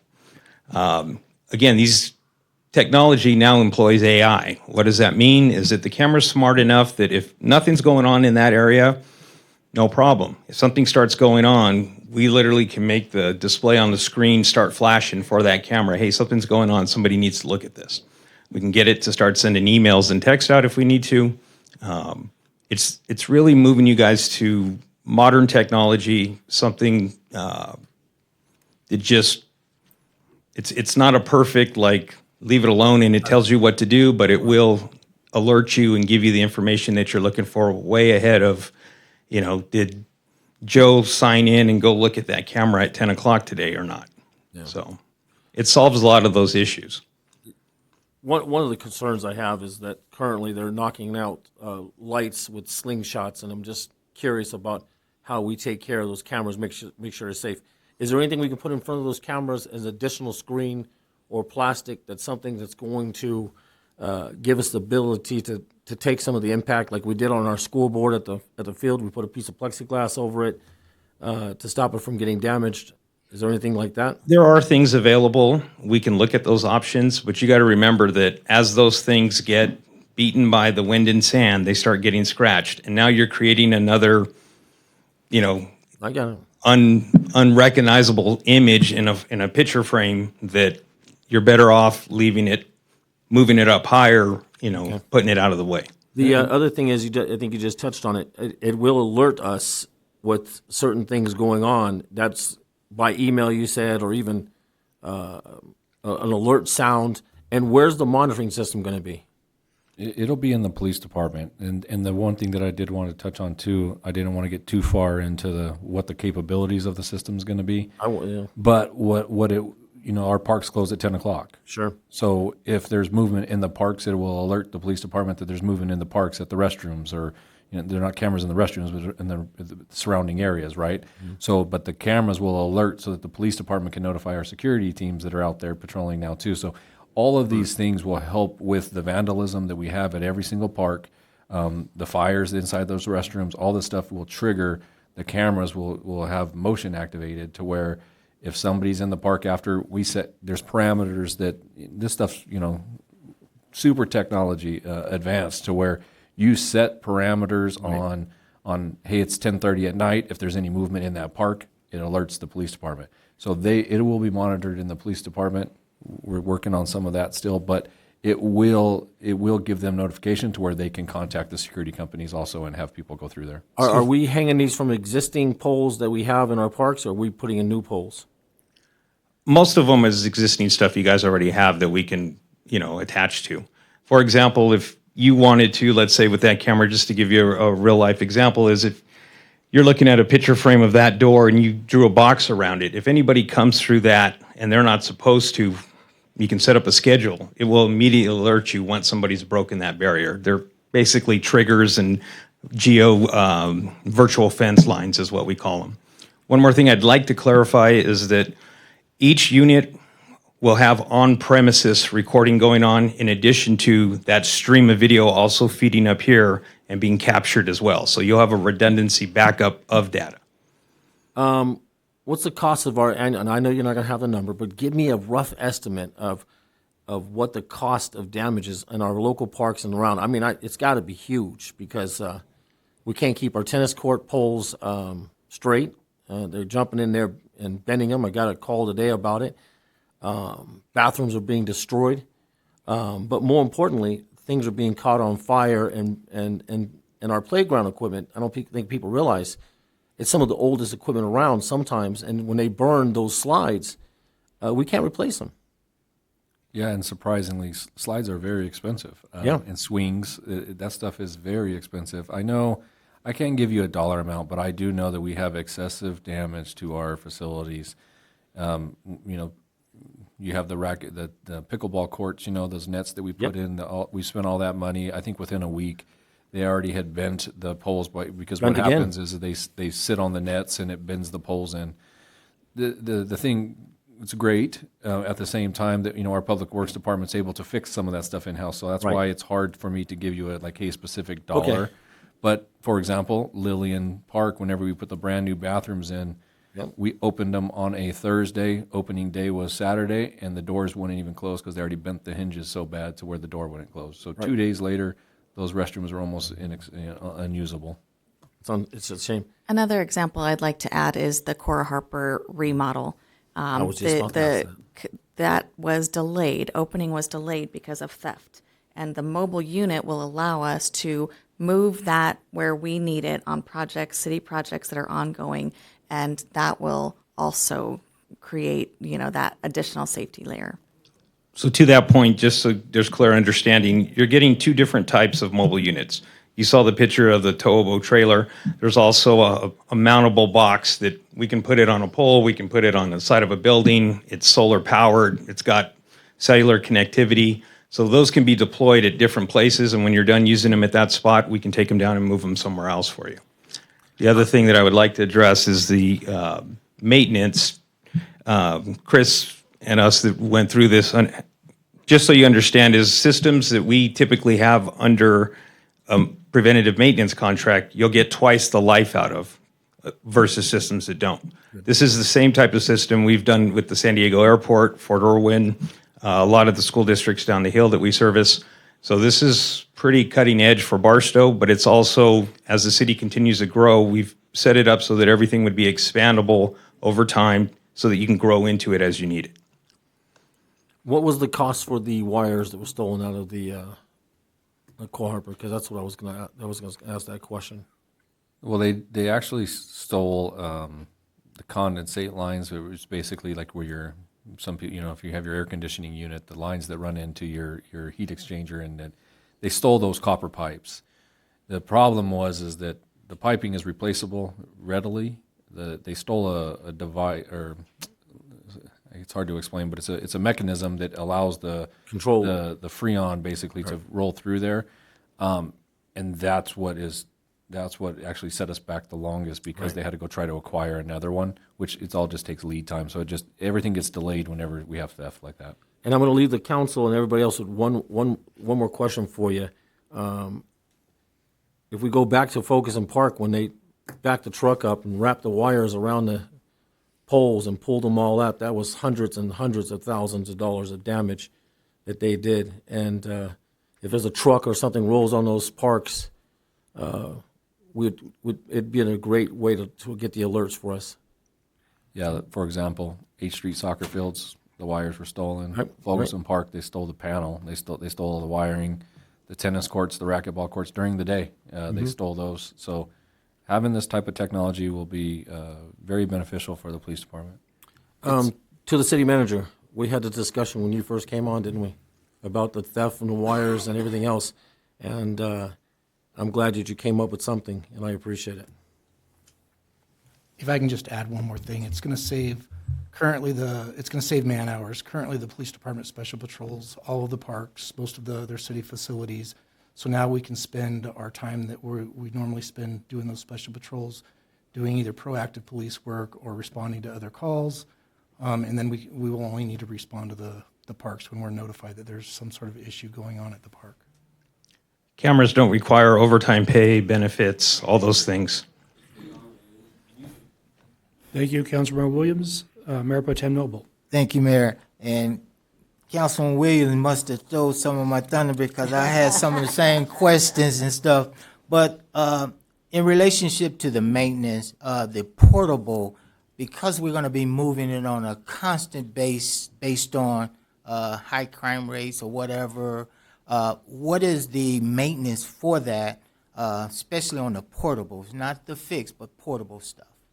Yeah, so that's included in your same monthly cost that we're servicing all the rest of the city's assets. Now, if it's vandalized or damaged or something like that, obviously, you guys already currently have us under a preventive maintenance agreement. This is just adding the stuff that we know you guys would like us to accomplish for you. So basically, where we're at with that is that if something was damaged or stolen off the trailer, let's say, or whatever, we would provide the cost for that. If it's something that we can warranty or anything like that, I'm from here, I live here, my kids go to school here. I consciously try to look at where we can save any of the things we do for the city of Barstow money. That 10% is nice, but we were able to secure special pricing just for this project.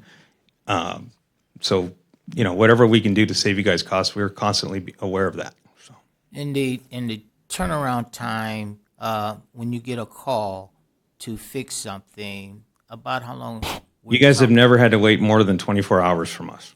Okay. All right. Usually it's same day, but never more than 24 hours. Okay. That's all I had. Thank you, Mayor Pro Tem Nobles. Seeing no more questions from council. Madam Clerk, any requests to speak from the public? We have none. Thank you. With that, I'll bring it back to council. Seeing no questions, I'll ask for a motion. I so move on the recommendation. I second. I have a motion by Mayor Pro Tem Noble, a second by Councilmember Hernandez. Any discussion? Seeing none, I'll call for the vote.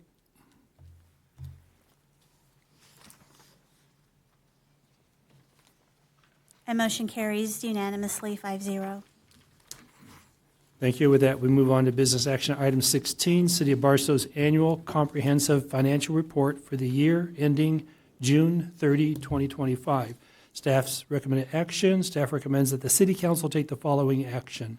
Receive and file the City of Barstow's annual comprehensive financial report for the year ending June 30, 2025. City Manager, Mrs. Clayton.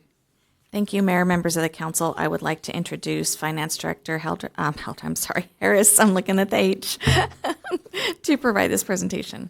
It's okay, we wear multiple hats. Number 16 is the LSL. That LSL one? I want to keep it more clear for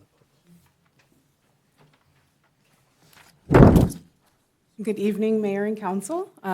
As we're getting our presentation pulled up, I would just start by saying that this presentation was brought to, not this one, wrong one. This was brought to the Finance Committee on February 9th, where the sitting members of the committee had the opportunity to walk through the finances and speak with our auditors directly and answer any questions that arose from the presentation.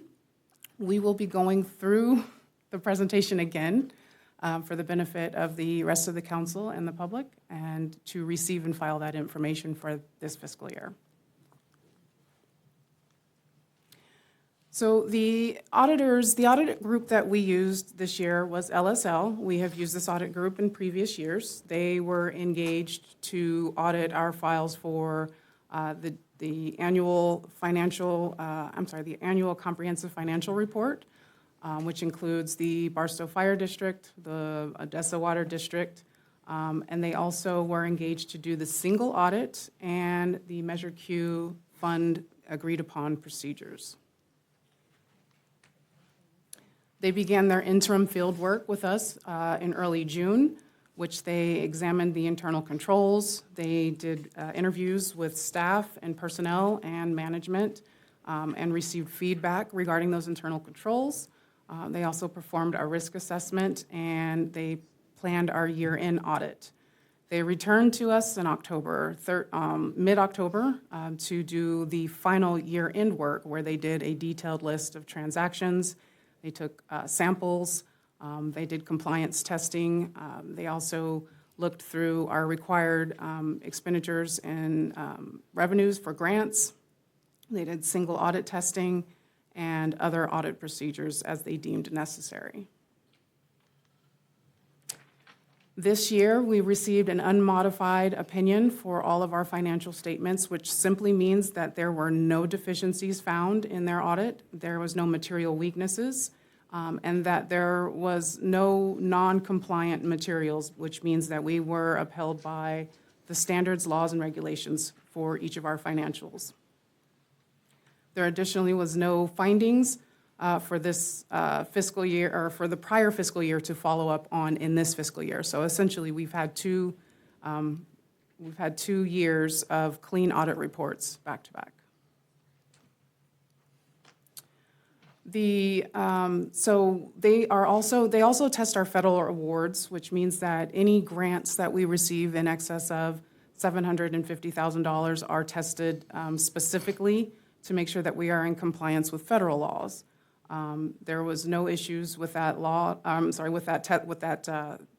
Those tests, and there was no going concerns, no evidence of fraud, abuse, or waste.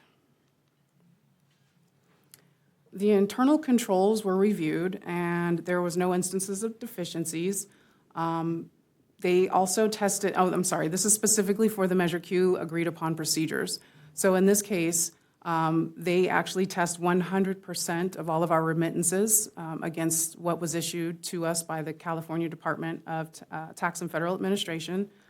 So essentially, all of the remittances that were issued to us through the sales tax measure were documented and recorded appropriately. They also tested that any expenditures from those funds was in accordance with the council-approved budget. We had no disagreements regarding their applied procedures. There was no difficulties that were uncovered during the audits, and all the financial statements were presented as reasonable. And also to note that the auditors have free rein to discuss any issues that they uncover during the course of this audit with our city manager as well as council. So if they were alerted to any deficiencies or anything of note, they have the freedom to come and discuss those items with council. So there were some changes of note from the prior year, which caused an additional restatement from one year to the prior year. There are new standards that are occasionally put out by the accounting standards boards. In this particular case, we had to restate the way that we account for our compensated absences.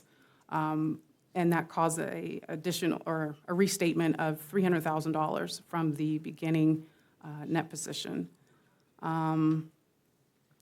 The gas tax, the capital project funds met all the requirements. There were, the funds were, okay, so there was a change in the way that we report our capital projects funds. In prior years, the amount of funds that were appropriated in those years did not qualify for those accounts to be reported as major funds, which essentially means that when there's activity over a certain dollar amount, it changes their status from a non-major fund to a major fund. Once anything reaches the status of major fund, it reaches the level of additional review. So financial highlights. This year, the city's net position increased by $50 million. This is essentially due to the fact that part of our First Street Bridge project has been completed. Our city has basically taken hold of the asset and taken that value of the asset and accounted for it in our financials. So as I stated during the committee meeting, it's like adding an addition to your house and getting your house reassessed. That value is now part of our value for the city. Our total assets increased by $47.3 million, and that is largely due to that capital asset, the bridge itself. And our liabilities decreased by $5.1 million, or 5.7% from the prior year, which essentially means that we've paid off a debt or paid down a debt by a significant amount. I also have some other highlights of note. So in addition to us receiving the bridge project, we've also decreased some cost in our governmental activities, which essentially means that for certain activities in the funds, we've decreased spending from those accounts. We've also decreased our, let's see. I'm sorry? Yes, we did decrease the liabilities, but I wanted to kind of discuss some of the highlights of note that weren't specifically laid out in there are more detailed. We had a decrease in sales tax revenues that were received, which was expected based on some of the consults we've had from our HDL sales tax group. But essentially, we allowed for those within our conservative budgeting this year. So we received less sales tax dollars, but we spent less dollars. So we made up for the difference in the decrease in the expenditures this year. With our budget workshops that are going to be planned in the next coming months, we will walk through some of those details and what that looks like for years to come, and where our beginning balances will be for the fiscal year. But as for now, we are our audit for the year, fiscal year 25, is completely within compliance and unmodified, and there were no issues in this fiscal year. If you have any questions, feel free. Thank you, Ms. Harris. Yes, Mayor Pro Tem Noble, questions? Thank you, Mayor. I just had a question in reference to the non-major funds, and Sure. You mentioned that it was, previous years wasn't reported, but Correct. what is the difference? So our gas tax fund is a fund that's largely, the revenues that are received there are from the highway users tax. So it is a tax-driven fund. Those particular dollars can be set aside to use for a larger project. So in the past years, we actually have not expended the gas tax to the point where those funds were set aside. There was not a lot of activity there. So the auditors consider that an account that doesn't rise to the level of additional testing, meaning we're not spending funds, there's not a lot of activity, we're not doing any financings there or anything of that nature. So within the last year and a half, 2 years, because of the spending that we started to do in those years behind the bridge project mostly, it has now risen to the level of a major fund. So it's part of the additional testing now. Okay. Thank you, Mayor Pro Tem Noble. Seeing no more questions from council, do we have any requests to speak, Madam Clerk? No, we do not. With that, I'll bring it back to council. Any questions?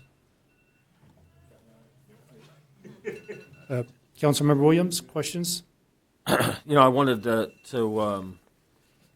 thank Councilwoman Hernandez because she's the chair of that committee, and I was served under it, and there was a lot of questions that we've asked. I just want to make sure the public knows it was just a nod and over with. We've asked a lot of questions and learned a lot. So I just wanted to appreciate Councilman Hernandez. Any further questions? See no further questions, I'll call for a motion. I so move. I second. I have a motion by Mayor Pro Tem Noble, a second by Councilmember Hernandez. Any discussion? Seeing none, I'll call for the vote.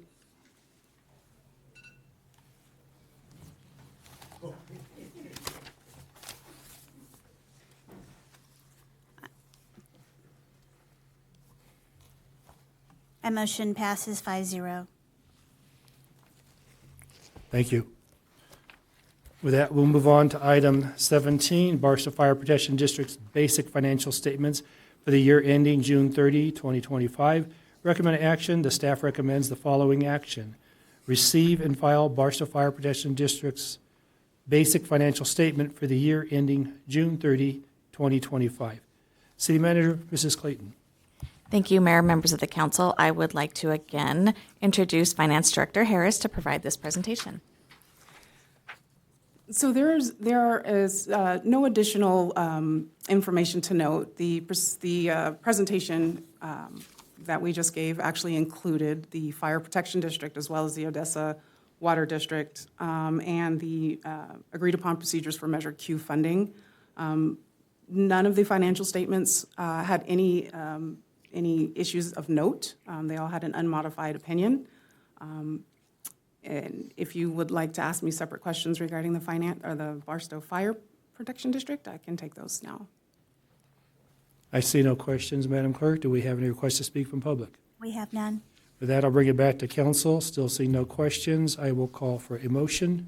Recommend that we approve the receiving file on 17. Second. I have a motion by Mayor Pro Tem Noble, a second by Councilmember Williams. Any discussion? Seeing none, I'll call for the vote.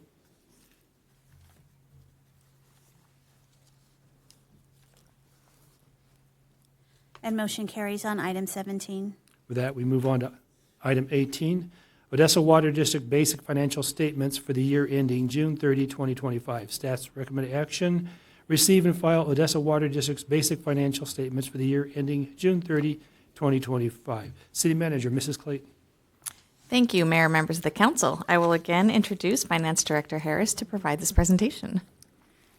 And again, the financial statements appeared with no issues, no misstatements, and it is an unmodified opinion and is prepared for receive and file by council. Thank you again, Ms. Harris. Again, seeing no questions. Madam Clerk, any requests to speak from the public? We have none. Bring it back to council for questions. Seeing none, I'll call for a motion. So move on 18, receive and file. I have a motion by Mayor Pro Tem Noble, a second by Councilmember Hernandez. And in discussion, I just want to state that there was a request to put these three items into one, but I wanted to keep it separate for public, not knowing that there was no public comment. With that, I'll call for the vote.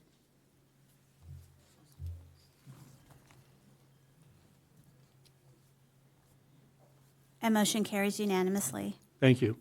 We'll move on to item 19, amendment to agreement with Robert Huff, Inc. for the temporary IT staffing support. Recommend action. 1, staff recommends that the city council authorize the city manager to amend the agreement with Robert Huff, Inc. to increase and not to exceed contract amount of $75,000 to $150,000 for temporary information technology staffing T services to support Barstow's citywide IT project, and 2, authorize the city manager to execute all necessary documents. City Manager, Mrs. Clayton. Thank you, Mayor, members of the council. I'll just correct one typo we made. It is staffing IT services and Robert Half, Inc. That is commonly known as Robert Half and Associates to provide temporary services. With that, I'll turn this over to Administrative Services Director Turner to provide the presentation. Thank you, Mayor and Council. We come to you today asking for an additional $75,000 for IT support services. We originally brought on 2 IT technicians to support a lot of the IT projects, which are also included in your package. Some of those are a phone system migration through Frontier and Ring Central. We also have a Microsoft Enterprise platform that we are updating. IT has been spending time with our police department and their many technology initiatives. We are doing a Tyler conversion in finance and soon to take place in 2 other locations in payroll and community services development. There are numerous projects, and with the support of these 2 additional IT support employees, we have been able to get a lot of projects done. There's still a lot more. We are asking for this support and this approval because it allows us time to access our long-term staffing needs and make sure that we are aligned with our budget and IT priorities. So with that, I will answer any questions. I have one question. So this is a contract, $150,000 maximum, but when I go to Exhibit A, I see billing rates for normal and hourly, but is that going to fall into the contract of $150,000? Yes, so when we originally went out to secure IT services support, we were not sure how long we would need that support and if it would be beneficial and value added. So Robert Half offers billing at an hourly rate, and so we were monitoring it. We were able to get a lot of our projects accomplished, and we're still hopeful we will continue to get more projects accomplished. And because we were going to exceed the $75,000, we thought it would be in our best interest to come back and ask for city manager authority to sign up to $150,000. Okay, so Did that answer your question? it will not exceed $150,000. That will answer my question, yes. Correct. It Thank will you. be the hourly rate, but not to exceed the $150,000. Yes. Thank you. Seeing no more questions from council, Madam Clerk, request to speak from public. We have none. With that, I'll bring it back to council. Any questions? Seeing none, I'll call for a motion. Second. I have a motion by Councilmember Hernandez, a second by Mayor Pro Tem Noble. Any discussion? Seeing none, I would call for the vote.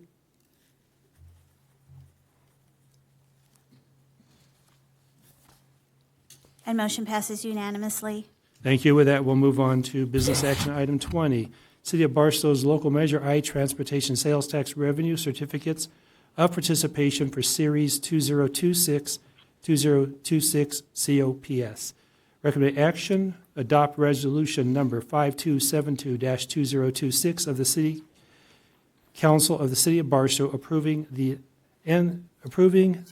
execution and delivery of the City of Barstow local Measure IT transportation sales tax revenue certificates of participation, Series 2026, in an aggregate principal amount of not to exceed $13 million, authorizing the execution and delivery of a trust agreement, an installment sales agreement, and a certificate purchase agreement, and authorize necessary actions and executions of other necessary documents in connection therewith.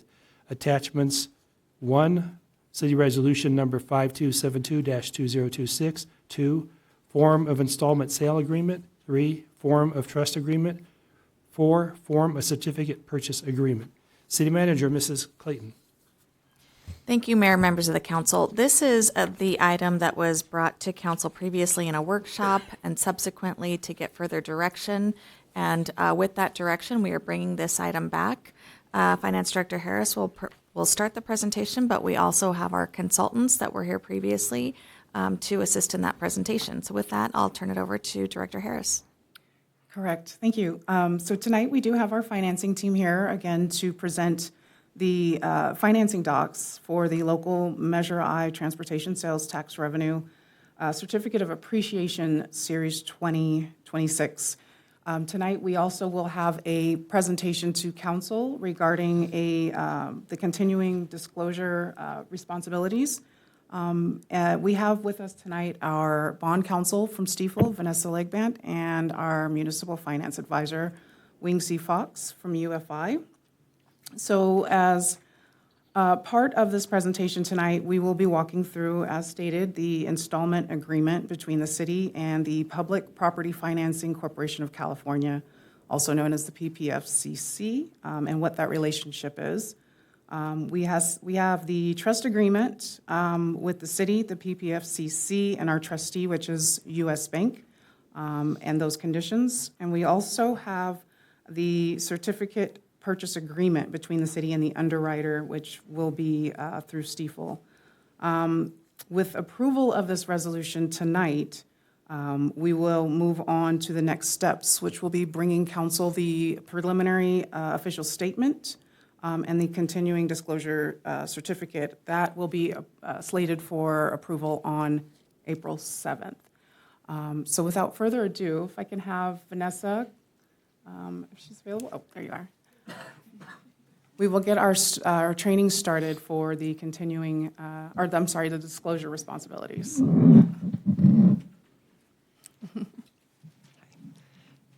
Good evening. My name is Vanessa Legband. I'm a partner at Stradling, Yaka, Carlson, and Routh. We're engaged as bond counsel and disclosure counsel to the city in connection with this proposed financing. And before we get into the approval of the legal documents, I wanted to take this opportunity to do a federal securities laws and disclosure training for the council tonight. The reason for doing this training tonight is because, as Mrs. Harris mentioned, one of the documents that you're not being asked to review or approve yet this evening is the official statement, which is the disclosure document to investors under the federal securities laws. That document we're going to bring back to the city council for approval in April. And so tonight, I want to tell you all about why that document is important and what your as council members and the city generally obligations are with respect to that document. So the city, if you choose to move forward with this financing, will be issuing securities in the public markets. And when a municipal issuer like the city issues securities or bonds or certificates of participation in the public markets, you have responsibilities under the federal securities laws to provide certain information to investors or prospective investors of those, in this case, certificates of participation. And specifically, investors are entitled to receive all material information with respect to a particular financing, a particular bond issue. I'll say bonds, certificates of participation, bonds, notes, they're all securities under the federal securities laws. So we have, just briefly, two federal laws that are considered the federal securities laws that are applicable to the city in this instance. The 1933 Act also has provisions that require registration of federal securities issued by public companies. That requirement does not apply to municipal issuers such as the city. The Securities Exchange Act of 1934 has continuing disclosure requirements and requirements that regulate brokers and dealers. And again, municipal issuers such as the city are not subject to those requirements, and your certificates of participation are not subject to those requirements directly.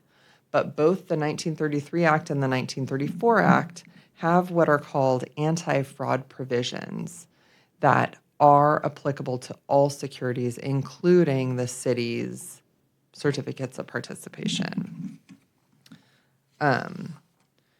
The kind of both of these laws have those provisions. The one that you hear about more frequently is Rule 10b-5. And I've got Rule 10b-5 copied here. And essentially what Rule 10b-5 says is that in connection with the purchase and sale of securities in the public markets, first of all, you can't commit fraud. Okay, we won't do that. That's kind of a no-brainer. But it also says that it's unlawful to make any untrue statement of a material fact or omit to state any fact that would be necessary in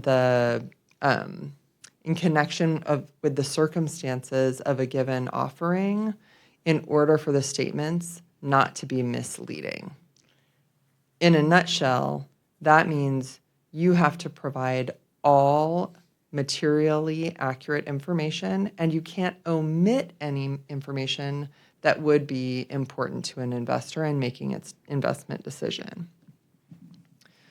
The city is not required to provide every tiny piece of information relating to a particular bond sale to investors. That would be unwieldy for the city to do. It would also be unhelpful to investors to have kind of a data dump, essentially. The rule is that you provide all material information to investors, and that's defined as information that a reasonable investor, a hypothetical reasonable investor, would determine to be important in making a decision as to whether or not to purchase the city's certificates of participation. And, when we're so it's not a specific investor, there's nobody that we can call. The SEC won't answer the phone and give us guidance. We have to determine based on our best judgment as to whether we think a particular piece of information would be important to an investor. The guidance we get is from SEC enforcement actions of other jurisdictions or court decisions determining that a piece of missing information or incorrect information was material in the SEC's or the court's judgment.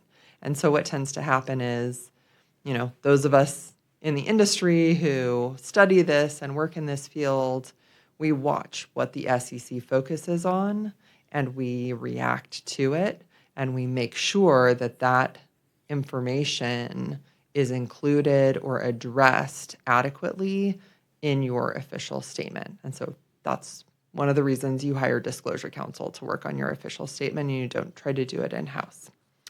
One thing I forgot to mention on the prior slide, the rule is that all material information needs to be included and that it has to be materially accurate. I'm going to work with the city and the underwriter and the municipal advisor and the whole financing team, and we're going to make sure that the information in the official statement is accurate. Everybody's going to read it.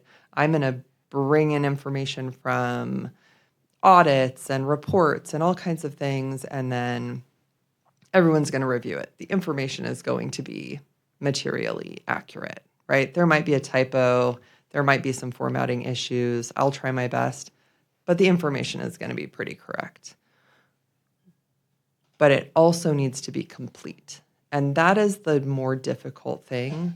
And it's also the reason that this council training is so important, because there could be things that the city attorney knows, or the city manager knows, or that council members know, that doesn't always trickle down to the staff that are actually working on the document. And that's why we do this training, because it's so important that when the official statement lands in your agenda package in April, that you familiarize yourself with it. You think about, is there anything that I personally know in my work for the city that I should discuss with the city manager, discuss with the city attorney, discuss with the finance director, and see if they think that it should be discussed with our disclosure council and perhaps disclosed in the official statement. So these rules about providing all material information and making sure that it is not misleading apply in kind of 3 different circumstances. The first is the one that we'll be dealing with in April, when you've got a new offering of securities and we do an official statement. The next one is after a bond issue closes, in connection with that bond issue, the city will enter into a continuing disclosure certificate, which is something that the federal securities laws require the underwriter to require of the city, because they're not allowed to require it of you directly. And it will require that the city's audited financial statements be posted on a website that we refer to as EMMA. Every year, it'll require that certain information in the official statement be updated every year and posted on EMMA so that investors can look at it. And it also will have a list of things that if they happen, the city will have to provide notice of within 10 business days. And those are things like if there was a default, or if there was a rating change, either an upgrade or a downgrade, bond calls, and certain other changes if the security for bonds is changed. Things like that, we have to provide notice of it. And for the most part, your staff and consultants manage that process. Finally, these federal securities laws apply anytime the city is speaking to the market. And the SEC has made it clear that they believe that even statements by elected officials and other government officials can be considered the city speaking to the market. So that's determined, again, under all of the facts and circumstances. So, for example, Mr. Mayor, if you're speaking to the Chamber of Commerce, that's probably not going to be considered speaking to investors, right? They're not likely to be listening to you for purposes of making investment decisions. But, you know, if the finance director was speaking at the bond buyer conference, that could be speaking to the market. Or if there was something going on in the city that investors didn't have any other way of finding out about, and there were public statements made about that item, that could be considered speaking to the market in this context. So an example we use is when the COVID-19 pandemic was in its early days and everybody was struggling to figure out how that was going to affect various jurisdictions. We had to be really careful about what information we were putting on the city's website or what information was going in agendas, because investors could be were expected to be looking for that information. So that's just an example of when statements that city council members make could be considered subject to these federal securities laws. And you always can reach out to the city attorney, city manager, and if you have questions, they can bring me in and we can talk through it. Let's see. So we've talked about the official statement a little bit. The official statement is the offering document that is going to provide all material information regarding the certificates of participation. And we'll talk a little bit, skip to this slide. The process that we go through for creating the official statement really starts with me. I know kind of generally what needs to be in the document, and I put it together. It'll describe the bonds, the certificates. It'll describe the repayment. It'll kind of summarize the legal documents that are going to be presented in a couple of minutes.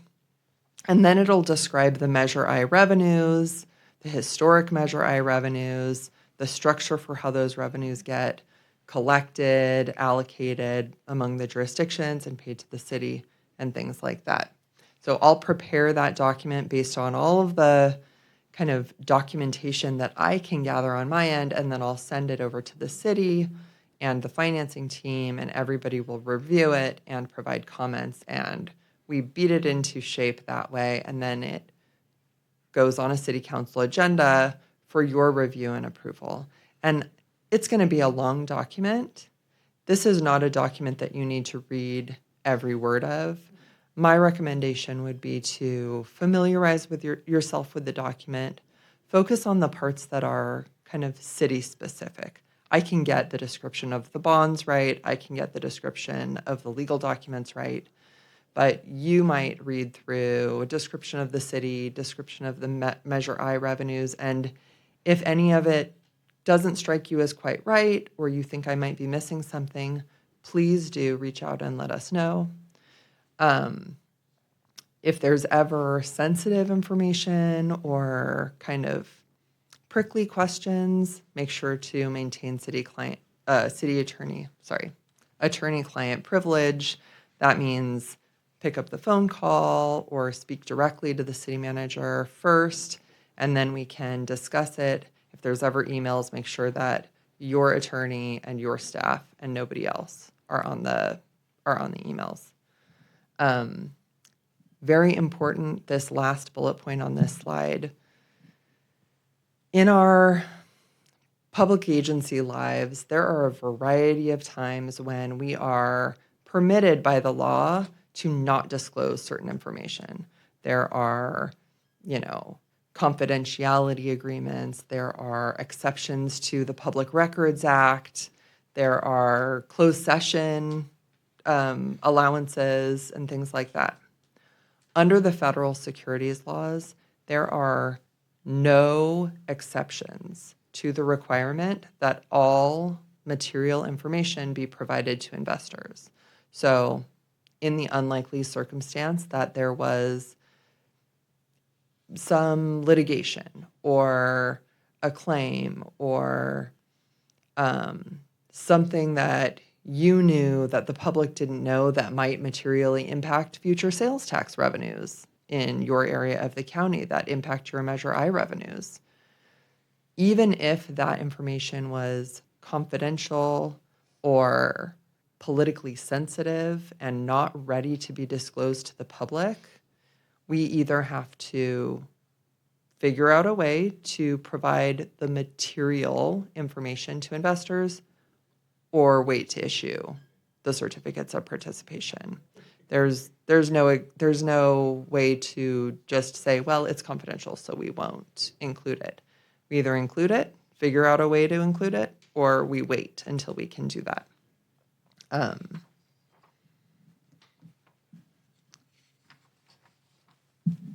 This is the last slide, I promise.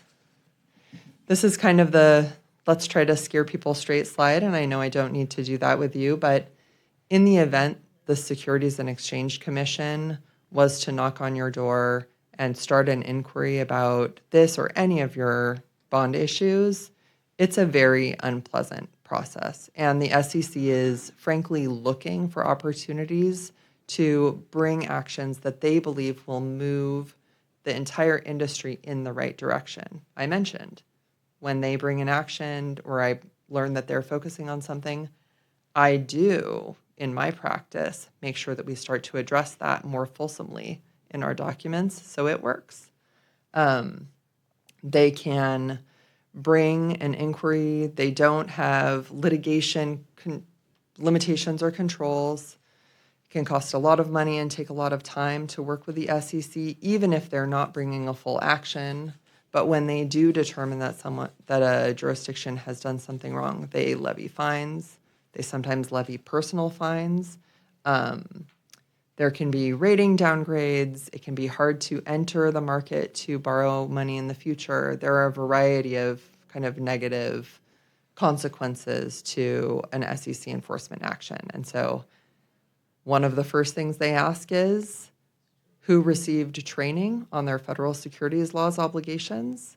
And it is a big step in the right direction to have received this training. So that's one of the reasons that we do it. I am finished here. If you have any questions this evening, I'd be happy to answer them. If any questions come up after this evening, please feel free to reach out, probably through your city manager. Yes, please stay there. I do have one question right now. Mayor Pro Tem Noble? Thank you, ma'am. Thank you for the presentation and so forth. I want to go back to page 6, where you talk about continuous disclosure. Can you kind of go over that again? But my question is, how long is that? Is there a time limit on that? You said that. Is there a time limit? Put it like that. Yeah, I can answer that a couple different ways. Okay. There will be, in connection with the certificates of participation, a continuing disclosure certificate or agreement that essentially says that within, usually it's by the end of March of the following year, the audited financial statements for the prior fiscal year will be posted on a website called Emma.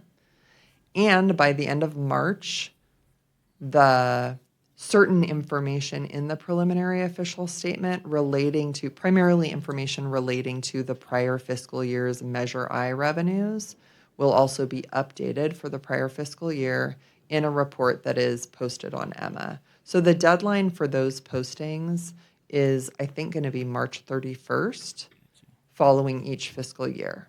That continuing disclosure certificate remains in effect as long as the certificates of participation are outstanding, which I believe is currently 2040. That's the current proposal, is that those will go out to the term of the Measure I sales tax measure. Gotcha. And my second question on page 6, on the next line, you talk about any other circumstance where issue is speaking to the market. And then you specifically mention senior staff and elected official. Can you elaborate on that? Yes.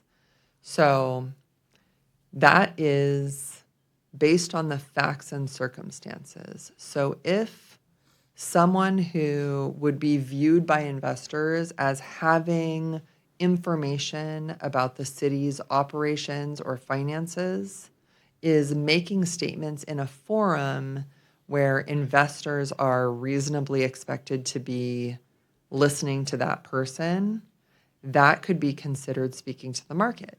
And you can do that. City council members, city manager, finance director, it's okay to do that. But what you need to make sure you do in that circumstance is provide materially complete and accurate information. It's a little bit of a, you're obviously not going to recite the entire official statement in that circumstance, but if you're talking about a particular project, if you're talking about a particular aspect of the city's finances, you would want to make sure that the information you're providing in that context is accurate. Is accurate, okay. Yeah. And then my last question on page 8, you talk about city council review and approve. Is there anything staff may not be fully aware of? And can you explain that more? Because I believe staff would know most stuff if they're going to bring it before council. Yes. So in April, when the official statement is in your agenda package for review in connection with your approval of it, I would ask you to think, is there anything that we know because it's been in closed session that the finance director might not know about? Is there anything, even if the city manager, you think she knows about it, you might just ping her and say, do we need to talk about this thing that we've been talking about?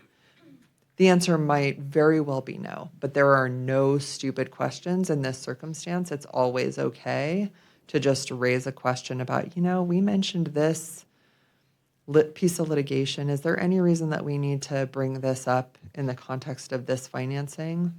I will have spoken with the city attorney about those things as well, but from my position over here, not knowing what's been on your closed session agendas, not knowing who has been included in a particular closed session or not, that's why we ask you to be mindful of whether there's anything that could be, and these are big deal items, right, for the city, major litigation or major issues with major sales tax producers in the area in the context of this particular financing. That would be important, right? Okay. And then my last question, I guess, the disclosure on the last page, page 9, where we talk about whistleblowers and things of that nature. Is that based on where it comes from, i.e. a staff member or a person in public? Is there, what are the ramifications of that? So the reason that it has that statement about whistleblowers is because is just to give you some context for what the Securities and Exchange Commission is all about these days. The Securities and Exchange Commission has a lot of oversight over the securities being issued by public companies, but not by, let me rephrase that, private companies, but not by public agencies. The Securities and Exchange Commission, the only avenue they have for regulating city bond issuances or city certificates of participation is through these anti-fraud disclosure rules. They're not allowed to tell you what to disclose. They're not allowed to tell you what to provide in your continuing disclosure. All they can do is regulate the underwriter who purchases your bonds. The underwriter is the entity that requires the official statement. So in order to get in order to move the market in the direction that the Securities and Exchange Commission thinks it should go, they bring enforcement actions. And when someone calls them and says, hey, I think you should look at this city because they are doing this, the Securities and Exchange Commission, if they determine that that was actually a good action for them to bring, they'll pay a fee for that. They'll pay a fine. So that's what I mean by whistleblowers there is, for example, somebody hears a public statement and then says, hey, they said this, and I don't think that's true. I think that was speaking to the market. And then the Securities and Exchange Commission might look into that and decide that it was something they wanted to pursue. Okay. The other way, frankly, that they find a lot of the actions they bring is through the newspaper. They'll be reading the newspaper, reading the bond buyer, and they'll say, oh, that's controversial. I wonder what that entity said about that in their last official statement. All right, thank you. Thank you, Mayor Pro Tem Noble. Councilmember Hernandez. Can I ask questions now regarding the item itself? You can ask questions on the item. Okay. The first thing, I wasn't, if the bonds were issued, when is the first payment expected?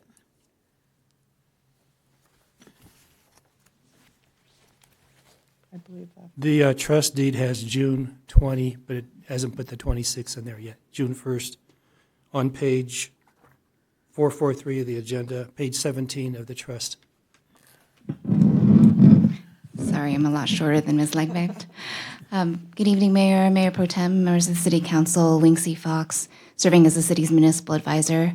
So how the repayment will work is there are semi-annual interest payments. And the first principal payment, it will be in 2027, June 1st, 2027, The first interest payment will be December 1st, 2026. Okay. Interest payment is 2026? December 1st. Okay. And we don't know what that would consist of because we don't know where we're at this point. There was something about the reserve bond. How much is that going to cost? So part of the process between now, if the council does approve the legal documents and authorizes the issuance or the execution and delivery of the COPs, the next steps that we're working on in the next month or two is working on the preliminary official statement that Ms. Legman just described, which does take some time. Once that's developed, we actually turn that into a rating presentation, as well as a presentation for bond insurers. Bond insurers will provide insurance on the bonds as well as a surety policy instead of a cash-funded debt service reserve fund. So all that's going to happen, we'll lock all that in, and then the sale of the bonds will happen either the last week of April or the first week of May. At that time, the rates get locked in, all the numbers get locked in, all of the cost of issuance. And then the COP is closed 2 weeks later. Right, so how much is that going to cost us? We don't know right now. I know until it's an estimate, but let's say if there's a certain, let's say 11,500,000, because you gave some examples in here. Yeah. So let's say you take that first example, how much would the reserve bond cost us? So right now, we don't know exactly, but let me look at what our estimate is, because we have it each cost broken down. Okay. Give me 1 minute.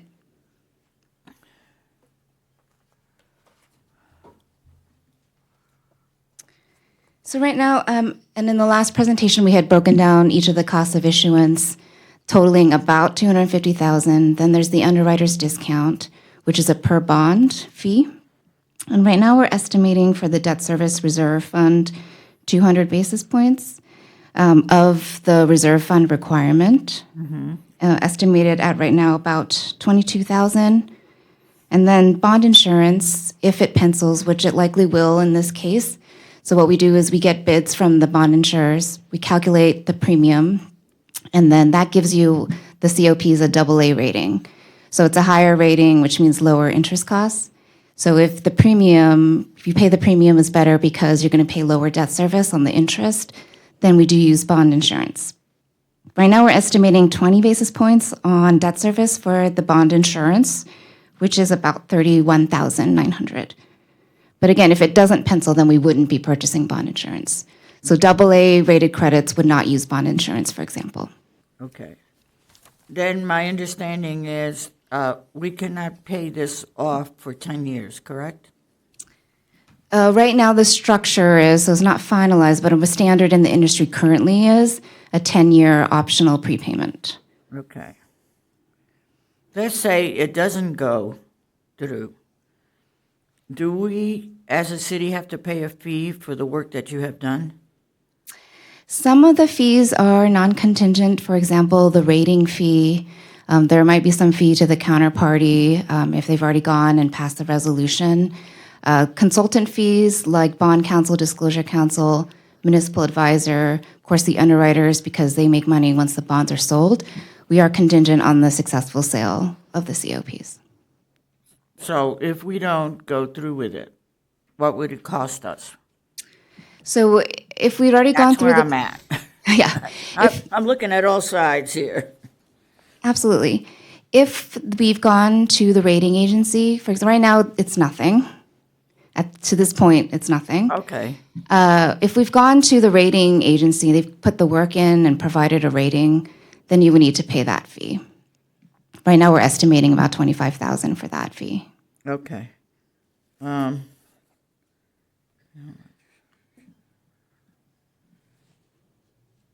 Okay, I think that's it at this point. Thank you. Thank you, Councilmember Hernandez. Just one question on the recommended action item. So this may be for staff. Recommended to approve the resolution and then authorizing the execution and delivery of the trust agreement, installment sales agreement, and certificate of purchase agreement. So definition of execution and delivery, are those three documents coming back for approval at the next meeting? No, those would be approved this evening as presented. What would come back is the preliminary official statement, but I'll ask Wing C to add anything to clarify that. Yes, and tonight's approval is the form of the documents. You notice some blanks in there because it cannot be filled in until after the bond sale. So it does get finalized and executed in between the bond sale and the time the bonds close. That's why it takes a couple weeks to close on the COPs. Right, but you answered that on one of the other council members' questions, which filled in the dates on the trust. So thank you for that. Okay. Mayor, maybe question- worth, on that last point, noting as well, the resolution in section 5, packet page 529 and 530, sets the previous maximum parameters the council had set. So in terms of the bond buying, the authorization is approved tonight, if approved, approves the form of the documents. They would not come back to council to be signed, but those max limits are set the limits of the council, the policy direction. Right. I was more concerned on dates, which Councilmember Hernandez asked, and she gave us some dates, so I wrote those on the trust. So I have those now. So thank you. Councilmember Hernandez. Yes, I forgot. I had one more question. My understanding is the purchase is going to be financed by Public Property Finance Corporation of California, a nonprofit public benefit. Can you explain who they are? Yes, absolutely. So, Public Property Financing Corporation of California is a nonprofit public benefit corporation that has been formed by a third party, and they essentially were formed to serve the role of a counterparty in financings for public agencies like the city and like water districts and other entities like that, where there is an agreement as part of the financing, like you have here, like an installment sale agreement or like a lease revenue financing where you need a lessee so that you can lease the property and then lease it back from them. This corporation essentially was formed to serve that purpose. And they're formed under the California Corporations Code, and they have all of those. They were new to me, so when we did TRIP, it was a whole different process. And then I saw, well, nonprofit, and who are these guys? So when did they come into becoming a corporation? We chose them. They've been around for a long time, many Okay. years, and both Wing C and I have done other financings with this corporation, and Bill Morton is the gentleman who kind of runs the corporation who we work with. And frankly, the reason that we chose them is because whether we use CSCDA, which was the Joint Exercise of Powers Authority that you dealt with for the TRIPS program, or whether we use PPFCC, they serve the same function in the same way, but PPFCC was a lot less expensive. That's the part I like hearing. Thank you. Thank you, Councilor Hernandez. See no more questions from council. Madam Clerk, do we have any requests to speak from public? We do not. With that, I'll bring it back to council for questions. Seeing none, I'll call for a motion. Can I just add one comment I wanted to add at the end of the presentation? And just that is that I have gone through several of these. And when she says it's a long document, it's a long document. It's very thick. But I have gone through with my financial and audit background, as she stated, the meaty areas that we need to focus on. It is really important that the city management team be laser focused on that, because there, as you know, she indicated, there are things that we're aware of that not all staff is aware of, and that is something that I pride myself in my background with. So I just wanted to convey that to council, and that I've gone through several of these, and it is a lengthy and tedious process of staff, but it is very important to put that time in, and I think that we have a great team to move forward with this. So. Thank you. I make the motion to Mayor, I second. I have a motion by Councilor Hernandez, a second by Mayor Pro Tem Noble. Is there any discussion? Seeing none, I'll Call for the vote.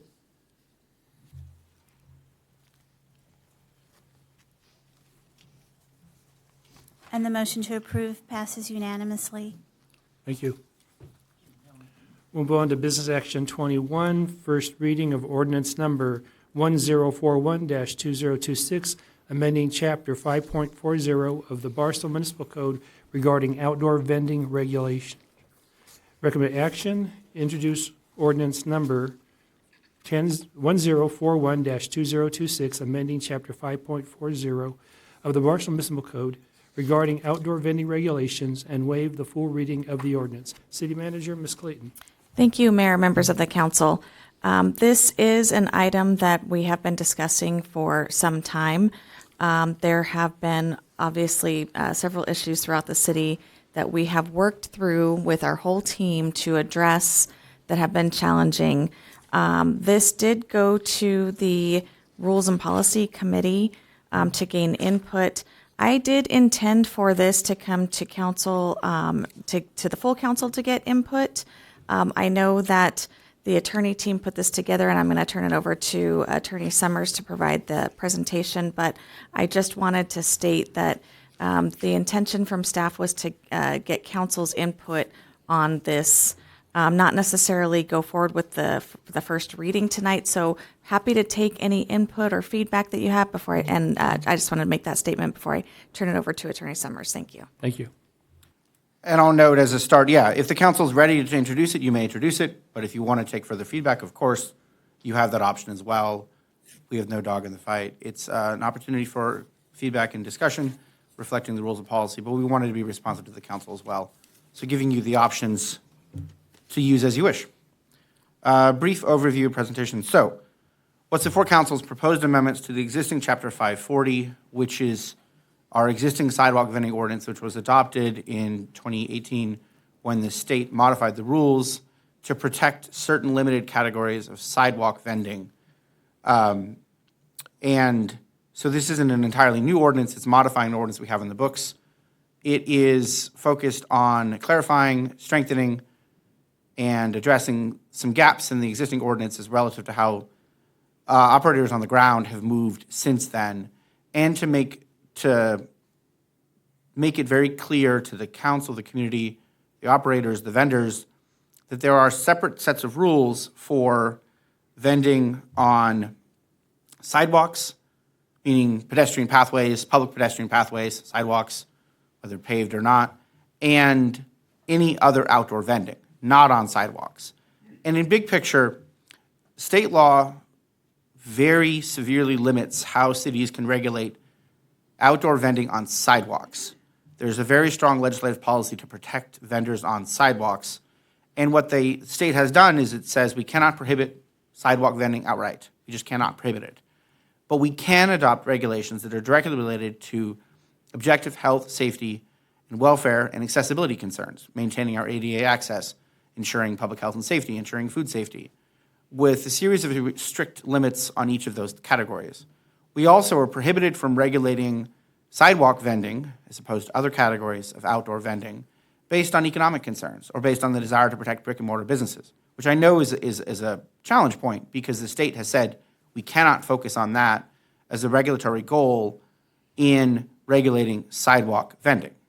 But none of that applies to non-sidewalk vending, that is outdoor vending in places other than sidewalks. The most common we've incurred in recent months is vending on empty lots, vending on vacant lots, vending on private parking lots, vending on the street is, again, distinct from the sidewalk. It's really what's protected is the sidewalks, not anything else. Those other places are where we have significantly greater power to regulate, and that's where much of the ordinance that's before you for comments strengthens that focus, is the non-sidewalk vending. So, why consider an amendment? As we've seen in public comments in past meetings, and as the council has itself seen and discussed at Rules and Policy, we have a significant recent increase in outdoor vending activity in the city. And some of that is on sidewalks, but a lot of it is not. It's on parking lots, it's on dirt lots, vacant lots, underutilized properties, many of which may be being used without the property owner's permission. And so that experience has revealed gaps in our enforcement tools and gaps in the code. And so the amendments that are on the table now are designed to strengthen Chapter 540, improve its consistency with the limitations on the sidewalk vending component, and then strengthen and distinguish sidewalk vending and not sidewalk vending, or sidewalk vending and other outdoor vending, and improve our regulatory tools in other non-sidewalk vending, particularly adding provisions dealing with two major problems we have seen, one being the lack of IDs for some vendors, meaning it's difficult to know, have we seen this person again and again, or are they a one-time, got a warning and complied, or have they repeatedly been warned, been cited, and yet not followed the rules. And then second, borrowing from some of our other cities in the county, adding the very clear process for impounding grills and other equipment that's used unlawfully and unsafely. Mindful, of course, of a recent Court of Appeal decision that San Diego lost on that exact subject. So we'll cover that in a little detail in a moment. So consistency updates. To clarify, the sidewalk vending regulations is for sidewalks, which includes any sidewalk, not just the paved ones. We have some DG sidewalks, decomposed granite. We have other designated sidewalks that are not paved. Allowing a permit application to use a municipal identification number instead of as a form of ID. Per state law, removing fingerprinting and background check requirements. But these, again, are only for sidewalk vending permit applicants, of which we haven't had very many, if any, because most of the vendors are vending not on sidewalks and are not coming in for permits, period. And then, as also required by state law, providing alternatives to straight fines for sidewalk vending violations, such as community service. Also, as to sidewalk vending, strengthening the requirements for site plan, for permit issuance, insurance, indemnity, and then strengthening our operating standards for permitted sidewalk vendors, of which, again, I don't believe have any presently, and we may get some in the future, but this is about sidewalk vending. And then on the ID issue, we've created a provision to enable code enforcement, the police department, other staff authorized by the city manager to enforce our code to issue citations to a John Doe, Jane Doe, and then to document circumstances of violation, creating a process for that so that we can follow a consistent process. Policies and procedures are helpful to ensure consistency in enforcement and to show a court, if anybody challenges it later, that we didn't make up something. We followed a consistent policy and procedure. And that also ensures, as I noted, the ability for us to prove, yes, we have seen this person 3 times, 6 times, so that us graduating to the higher levels of fines in each of the cases is supported by the evidence.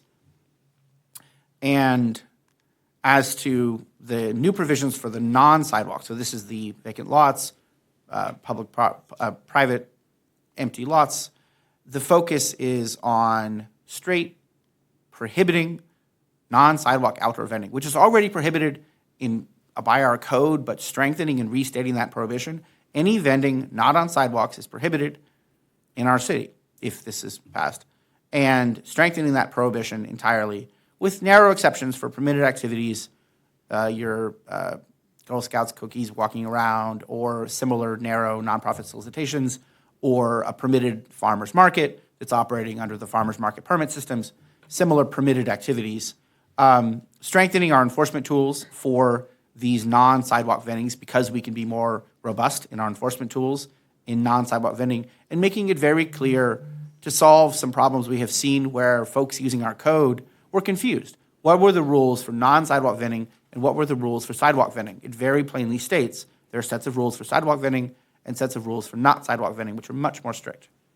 And then last, on the changes to add the impoundments point, and this is to allow the impoundment of outdoor vendor property to the fullest extent allowed by law, still with procedures and processes for both the police or code enforcement or other authorized staff making an impoundment decision, and for persons whose property is impounded to recover it with a process, an appeal process, and a admin process that would have to follow to receive their property back.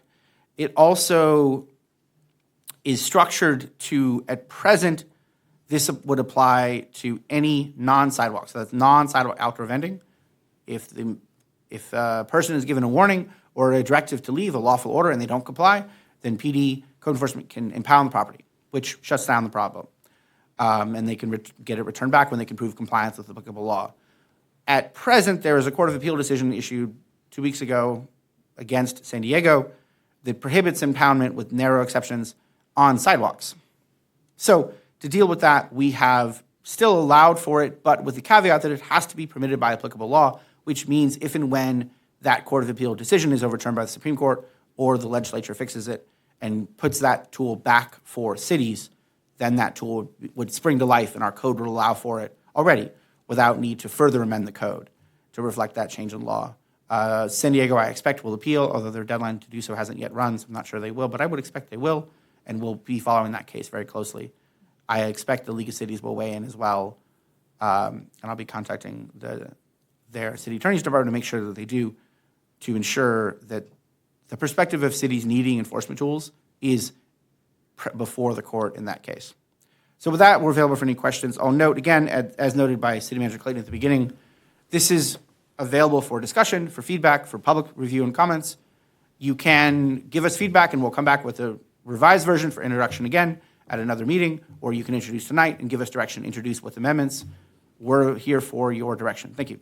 Okay. And I'll And I turn back to the manager if I may. I just wanted to add one more thing, and I think I've communicated this out to council in an email, but wanted to follow up with SBCTA is working on surveying all the cities to gather all of the issues that each of their member cities are having so that they can put a toolkit together. They're in the process of that, and they'll be providing that as soon as it's available. Of course, it's only to complement this and to provide additional tools. So I just wanted to share with that. Thank you. Thank you. And since the city is willing to take a recommendation and not necessarily a motion tonight to approve this, what I would like from council before I go to questions is a motion for discussion. That way we can go into discussion also and give direction as we ask questions. I'll make a motion. I have a motion by Councilmember Williams and a second by Mayor Pro Tem Noble. So we can now include discussions, and first person up is Councilmember Williams. I want to get this straight. If you open a brick and mortar, you're required to have certain things in order to open.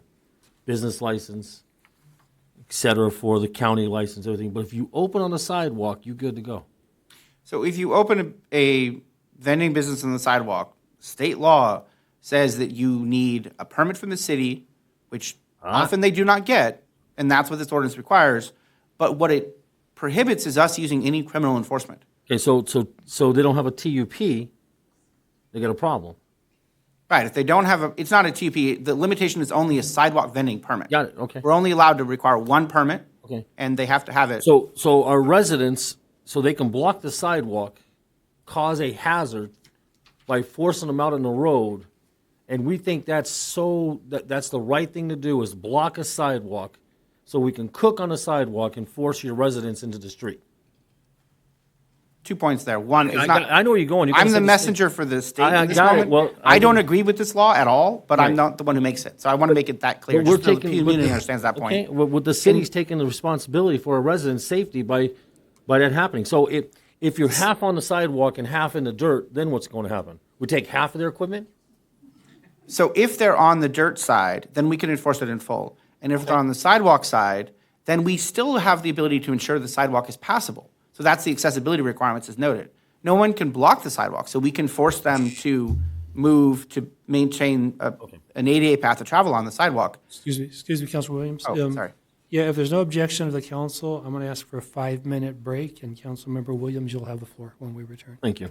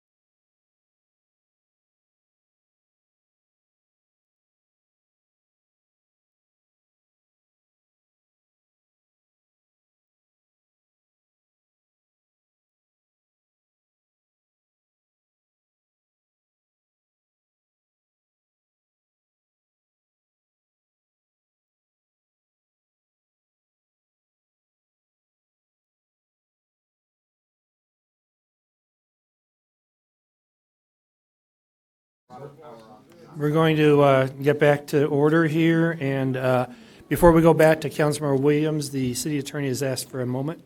Yes, thank you. I wanted to make one point that maybe wasn't clear earlier.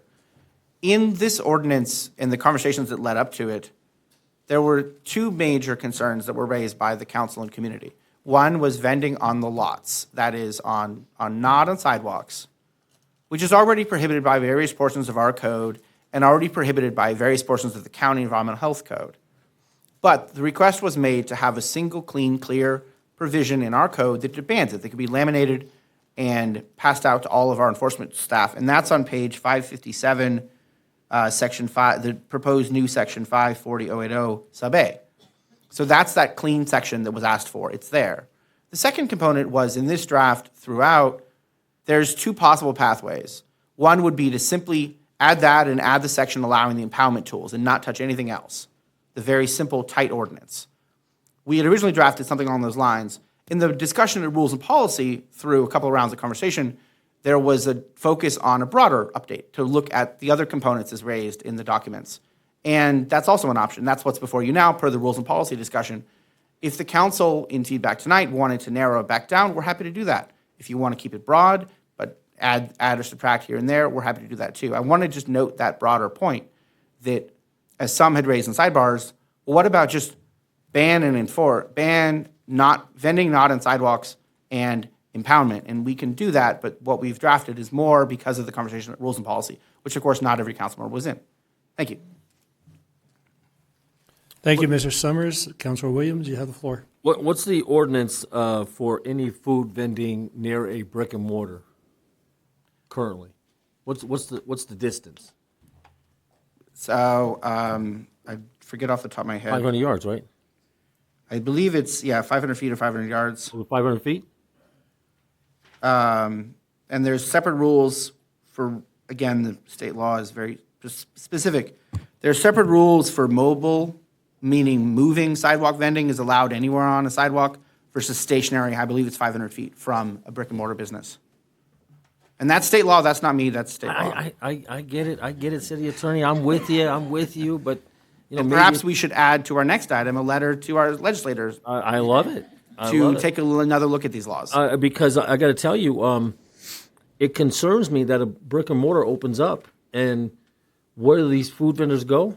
They go right next to the popular restaurants, and they are down there just, getting what they can. And I look, if you want to eat there, but I just want to make sure we have a policy that's going to make sense that our residents can use the sidewalk. Because I'm going to tell you, I might come out to City Hall tomorrow and open up a lemonade stand. Anything you can do to me. We would issue you a citation that starts at, I tell you to call the governor. $50. Yeah, I tell you to call the. Yeah. And that's the thing, is the state didn't leave us many tools. And so that's it. where we're looking at strengthening the tools that we do have left. I get for it, that but sidewalk component. I think we have a responsibility to the residents, to our business owners. I mean, that's what's so hard about this job, and everybody wants to just continue to go after us. But it's difficult because you got three components here that you have to take care of. It's never the right answer. I mean, I don't know. All right, I'm good. All right. Before I move on to Mayor Pro Tem, in section 5.40.050, it does say 500 feet, but it only mentions from farmer markets and permitted swap meets. It doesn't mention the restaurants. I don't know if that's somewhere else, but that's... Yeah, we'll check the specific. Okay. Thank you, Councilman Williams. Mayor, Oh. I believe what you're referring to is there's a food truck ordinance as well. So the food truck ordinance specifically states you cannot set up next to a brick and mortar like a fast food or a restaurant within a certain distance. So like a guy in a taco truck can't park within X amount of feet within a brick and mortar of a restaurant or a fast food facility. Vending is totally different. Thank you. Mayor Pro Tem Noble. Thank you, Mayor. My only concern is we have vendors out there doing things that they shouldn't be doing, and we're not holding them accountable. And I understand we're trying to put a policy together to strengthen it, to do something about it. But when we have vendors out there and law enforcement, code enforcement, and everyone else passes these guys and gals, and we don't do anything about it, that upsets me, because we have vendors out there that have businesses, and we hold them feet to the fire for their taxes and permits and everything else. We have to do something to strengthen the policies to prevent these individuals from doing this. If they're going to do it, they do it the right way. And if they're not going to do it the right way, then we remove them. Not next year, not next week, right now. I mean, that's my concern right now, is moving these guys and gals off the streets and stuff. And if we have to put a policy in place that is going to prevent them from doing that until they come to city and get a proper permit and proper stuff in order to set up, then so be it. But until then, we should not be passing them on the road and allowing them to do this.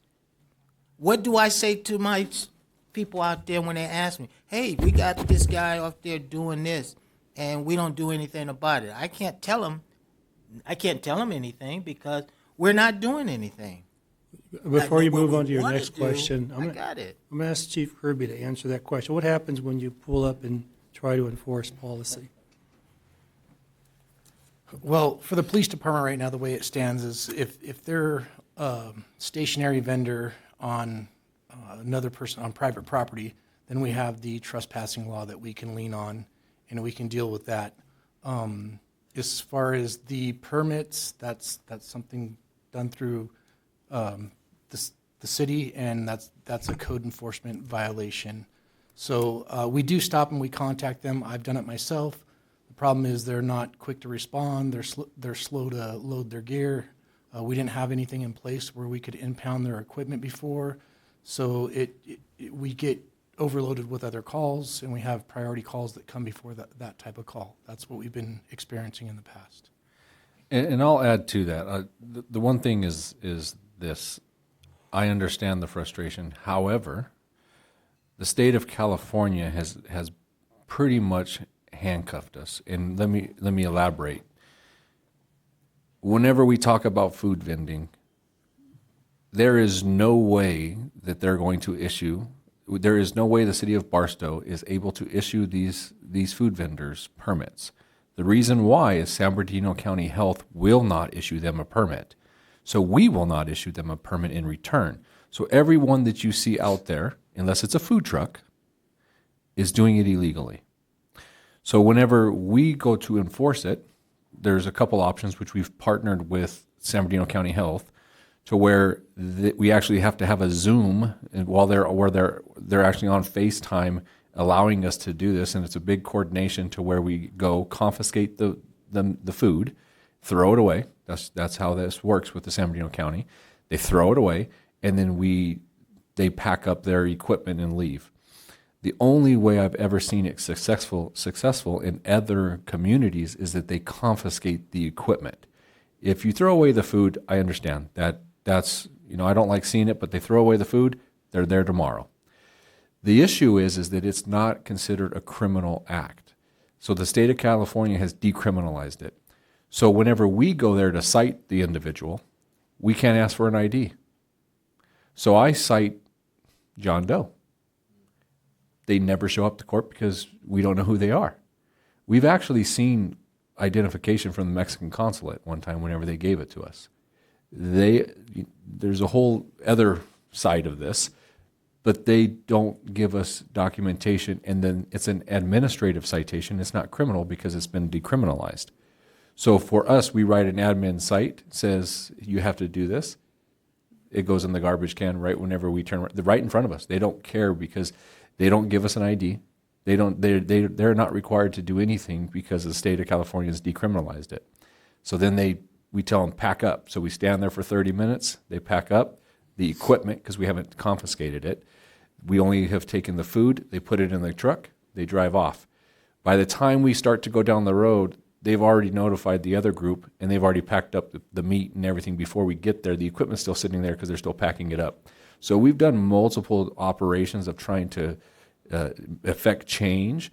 The problem is that state law has hindered us so much that I believe that the only real way to make some type of an impact is if you confiscate the barbecue or the equipment.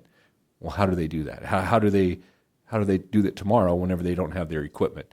I believe that is the only way to affect change unless we change state law.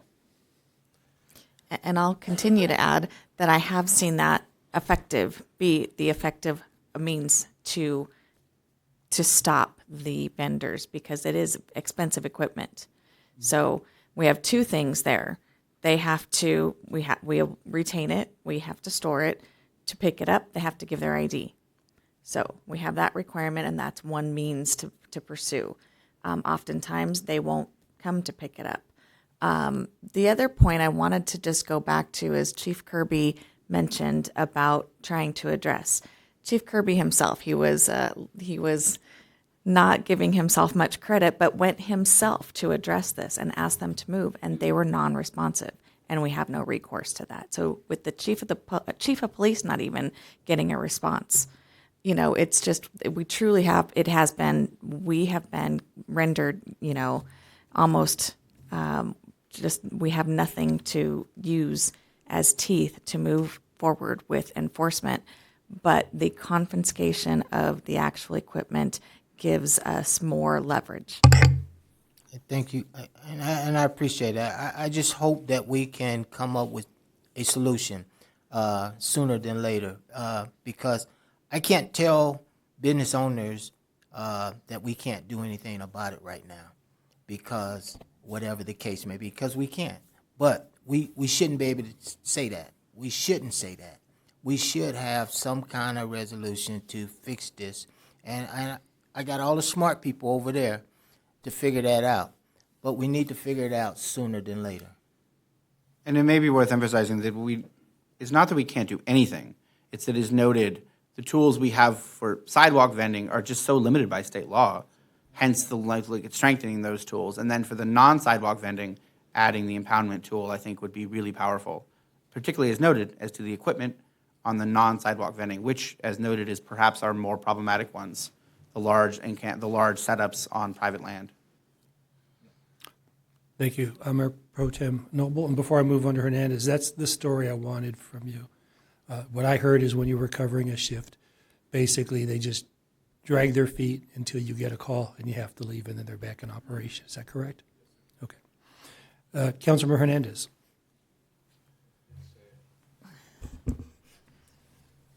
I just want to clarify that I understand what you just told us.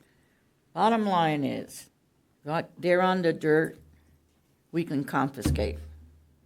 So we can confiscate under existing law, but that hasn't happened, so we're adding this new provision of law to give us a clean, clear tool. But that is the law now. Yeah, but Well, hasn't yet proved effective. Because Mayor Pro Tem is saying, I want to do something right now, and you're telling me, yes, we do have the right to do that now. Yeah, but as noted, it requires coordinating with the county, the Zoom component, the county being available. There are limitations to it. So we have the power to do it now, but it hasn't proved effective. So we're looking at strengthening the tools. So And that's if as we to the make dirt, it, not sidewalk. if we make it part of our municipal code, is what you're telling me. Yeah, then we don't have to rely on the county being available. We can enforce fully within our own power and our own Okay. personnel.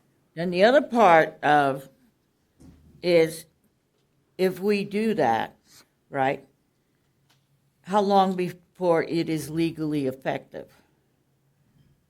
So generally, it would be first and second reading, 30 days from second reading. We could look at an urgency set of findings. We can make an urgency set of findings to move it faster. Well, that's where I'm at, because that's what Mayor Pro Tem wants and seems everybody else wants.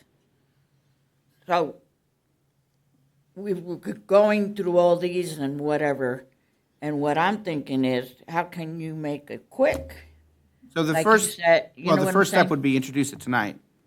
Introduce the draft ordinance tonight, which that would be the first step to move But it we fast. would have to, we have to change any of this that you did? The draft is fine to introduce. I mean, unless I'll turn to your So colleagues. the draft, so the draft that What's you brought drafted in- now is strong, and I would recommend introducing it. We do recommend introducing it, but I obviously want to hear, I don't know if the council has any other desired changes. Right. No, I'm saying I'm looking at the options. Yeah. Right. So that we have it. So yeah, your not basic clarified options. as to what we can and cannot do. Right. Okay. Thank you, Councilman Hernandez. Mayor Pro Tem Noble. No, I just wanted to make sure, Chief, this is not directly at you. I mean, this is a city issue, and I don't want you to take this personal or nothing like that.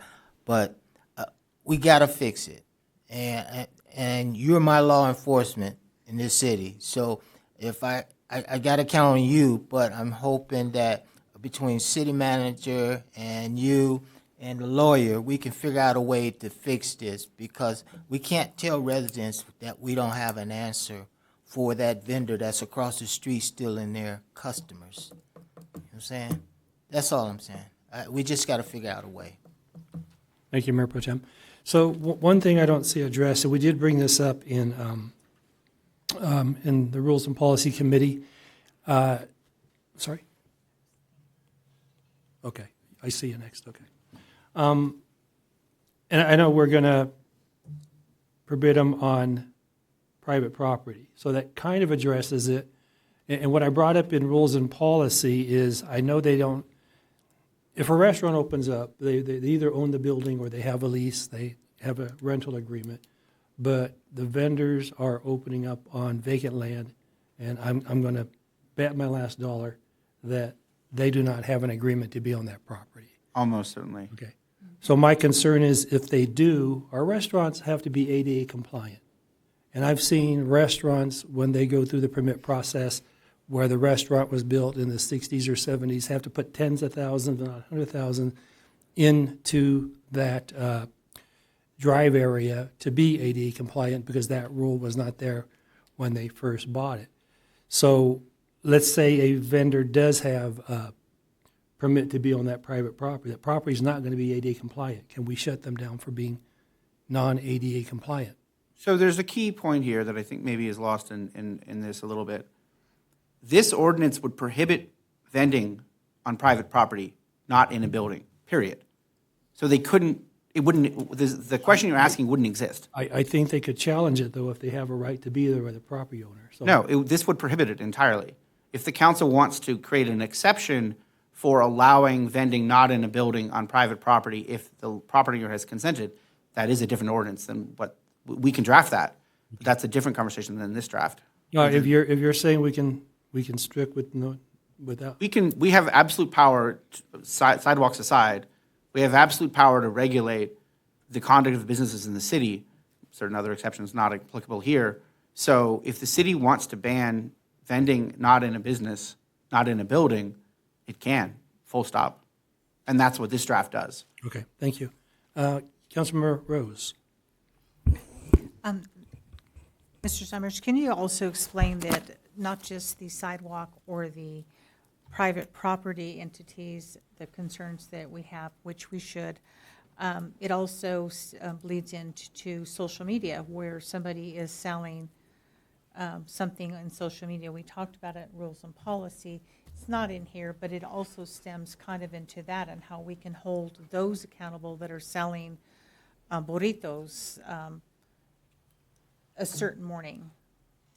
Yeah, I mean, regulating online commerce is certainly more difficult because there's not necessarily a physical act our officers can get to. But yeah, the city can prohibit or regulate online vending. I'm not quite sure I understand the example. In other words, somebody's ordering, a home kitchen is making food, selling it online, and then the food delivery, that delivery happens at a designated location, they deliver it to the person. I'm not sure I understand the We example. spoke about it at Rules of Policy, Okay. that we could also look into that as well. It's aside from what, this, Yeah, but okay. it's still part of what we spoke about at Rules and Policy in regards to somebody selling something online saying, hey, well, I'm selling this, that we can actually look into that, because it's already happened to somebody within our community, and we should also, we had talked about also enforcing that when we see that activity going on social media. Yeah, so if that social media sales, for example, the distribution point was on property, not sidewalk, where they distributed it to their prearranged sales, then that would be prohibited by this draft. We can take a further look at the second component of it for individual deliveries, which is perhaps more common. And to add, that would be a separate ordinance. And to add to Mr. Summers' if I were, and I'm just going to say me, but if I were to sell any type of food that I make at my house, there's still a health permit that's required for that. So if I were to just make tamales at my house and then I would go out and sell them, it's not allowed. You still have to have a health permit, and there's an avenue for that. I don't know the terminology, but Micro enterprise home kitchen, another state law that creates a special category of protected vendors. So basically, there is a process for them to do that at home. They go through this process.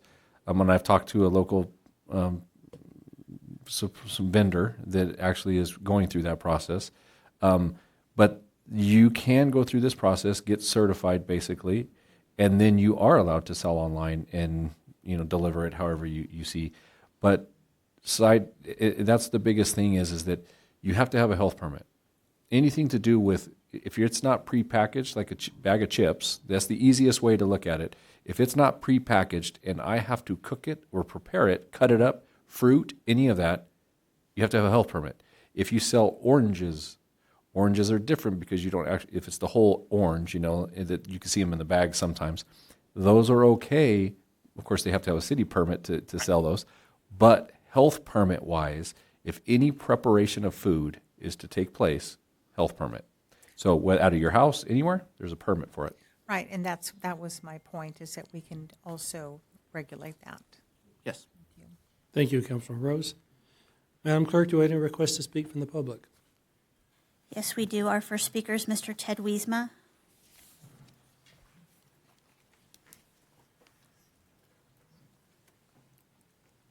Welcome, Mr. Wiesma. Thank you.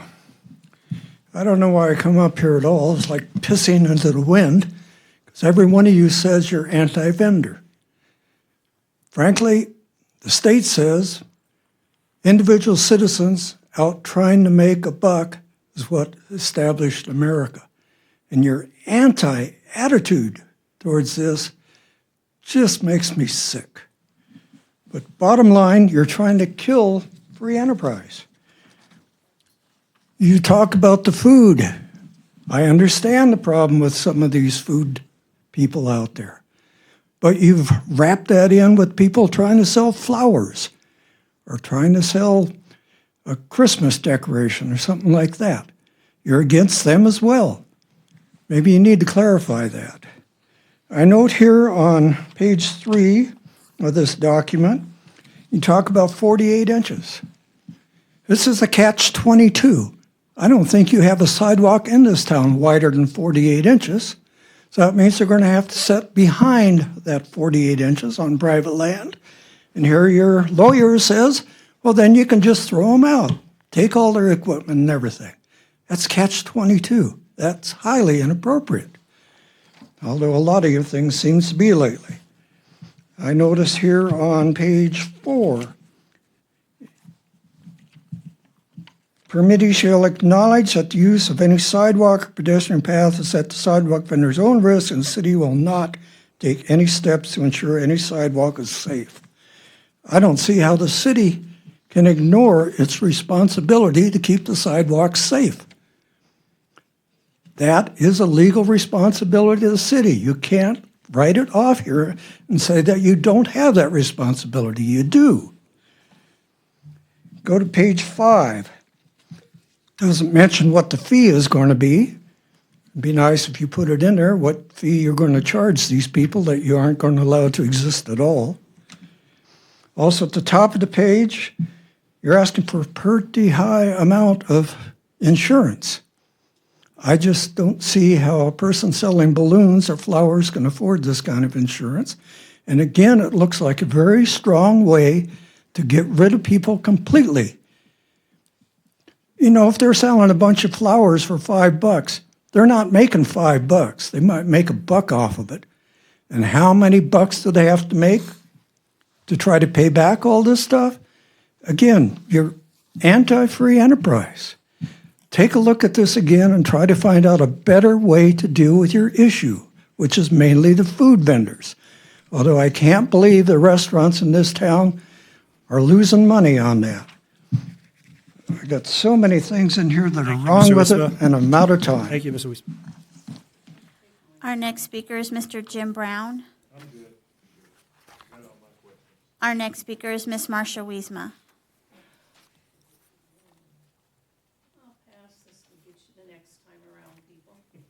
We have no more comment. Thank you. I'll bring it back to council. And again, we are in questions or discussion. Councilmember Williams. You know, building your roads, your parks, and everything else that goes into the city, it costs you money. The brick and mortars are paying it. They're paying their taxes. They're paying their certification, everything else. I get where people from the public say, hey, they're just earning $1. But it's not fair to the brick and mortars. At the end of the day, if we make a fair process system where everyone pays to what they got to do, I'm good. But the roads aren't free. The sidewalks aren't free. Everything is not free. It's not fair for a brick and mortar to spend hundreds of thousands of dollars opening a store, taking a chance in the city of Barstow, and the guy next to him has got a line of 50, and maybe his food is better. It could be.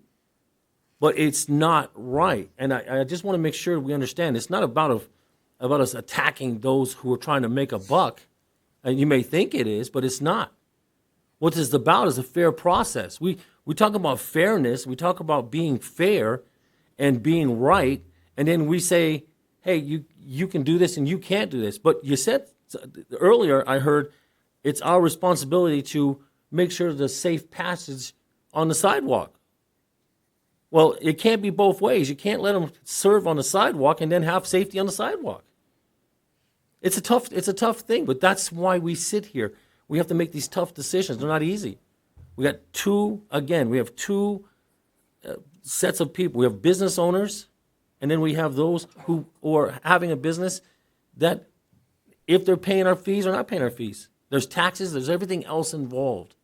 And when they can undersell a brick and mortar because they don't have to pay insurance, they don't have to pay state income, all of that matters because now at the end of the day, you have an advantage of selling something that this next person does, and you can't sell it any cheaper, and they can sell it cheaper. So I get where you're coming from. I get where everybody's is talking about.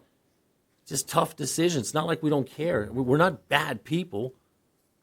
I mean, I eat a taco. I don't care, but at the end of the day, you got to have some kind of a safety thing going on, and it's just not good. It's just, your food preparation. Where's your refrigeration? Where's your freezers? They could have it on ice.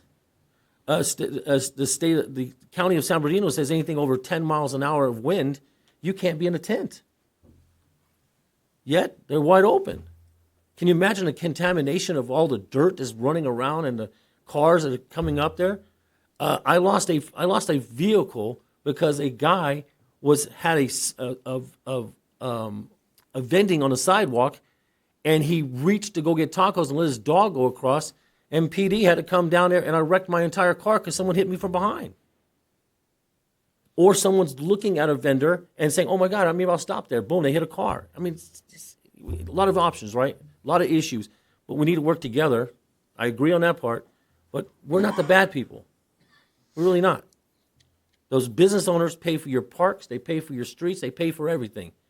If they want to pay their portion of it, let's go. But I'm not going to take that as far as that we hate vendors or we're trying to stop someone make $1. It's not true. Thank you, Councilor Williams. Mayor Pro Tem Noble. Thank you, Mayor. And I have to agree with Councilman Williams. Everybody's trying to make $1. I got it. But there's a right way and there's a wrong way. If you're going to do something, do it the right way. That's all I'm asking. But if you're not going to do it the right way, then you should be held accountable. That's all it is. I have nothing against any vendors. I have nothing against anybody. But when it comes to doing right and wrong, just like I teach my kids, right and wrong.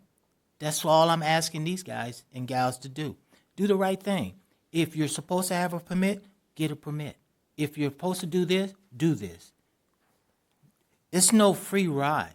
I understand. Society is having some issues and people are trying to make a buck. I got it. But there's a right way to do it and there's a wrong way to do it. And right now, they're doing it the wrong way. And until they come in compliance with all the rules and regulations that they're supposed to follow, then I have a problem with that. If someone goes out there and gets sick and infect the rest of the city because of some type of outbreak, then guess what? You're going to ask why the city didn't do anything about it. Why? Why didn't we not do anything about it? That's what we're trying to do now. We're trying to make them do the right things and stuff. That's all. Thank you, Mayor Pro Tem Noble. It is about fairness. If you go read the state policy on it in the discussion when they were coming up with this, it was strictly stated this was to give an unfair advantage to these businesses. We cannot put the equal welfare of our brick and mortar restaurants as a policy in here. We can't use that as a reason for this law. We have to give the unfair advantage to these businesses. And we don't operate that way. I don't believe in giving one business an unfair advantage over another. If a brick and mortar restaurant came in having an advantage over another, it wouldn't be acceptable of that. It was a big corporation hurting the local, and we're going to give them a break. They don't have to have health permits. They don't have to have city permits. That wouldn't be fair. But because we think it's a mom and pop operation, and the one time we got an ID, it wasn't a mom and pop operation. The ID came back to the Mexican consulate. More than likely, how did they buy the 20-foot grill? More than likely, they've got some major business behind them, and they're just getting paid their less than minimum wage to do the business that they do. And somebody, big corporation somewhere else, is making the money. So it's all about fairness. I see no more requests to speak, so either we need direction with anything you want to add to it to bring it back, or a motion to bring it back.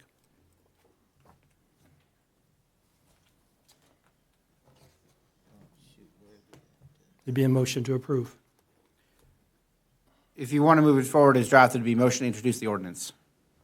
I'll make a motion to move it forward.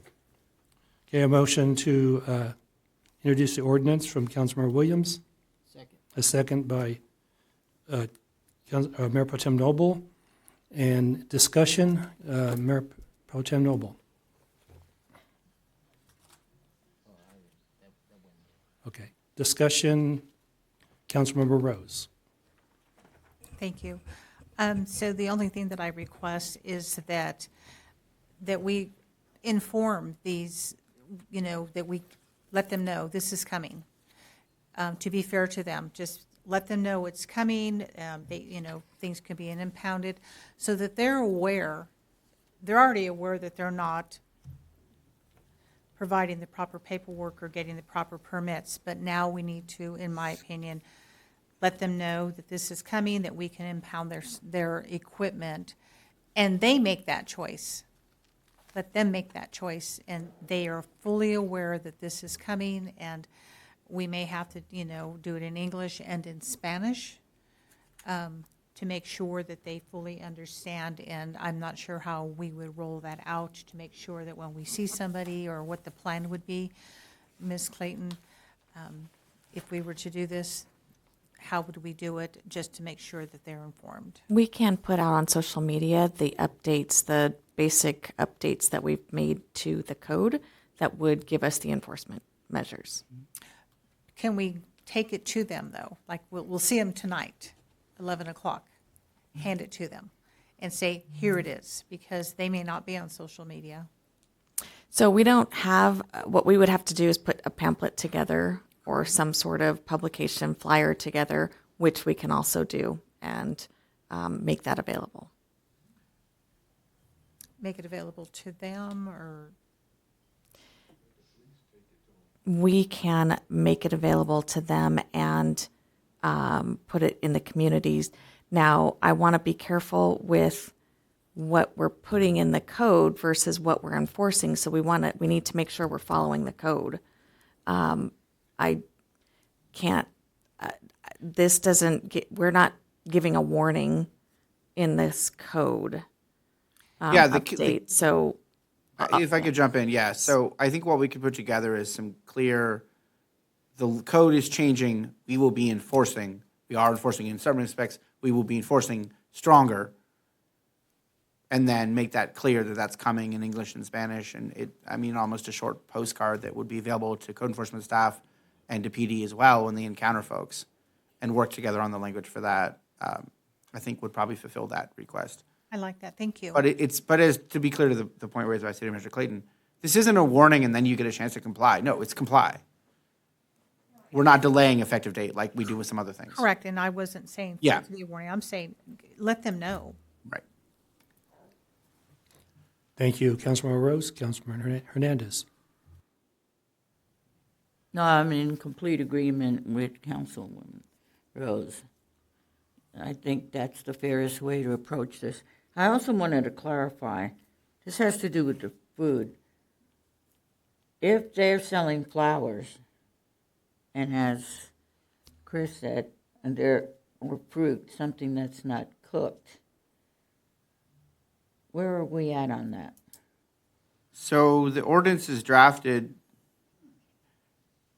would prohibit any sale of food or merchandise. So it picks up flowers, it picks up fruit still in its natural container, bananas, oranges, et cetera. It picks up all of that.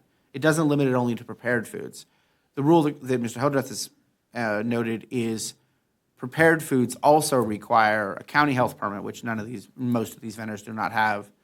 The ordinance on the table would prohibit any sales not in a building on private property of flowers or fruit or anything else, with the exceptions as listed in the code.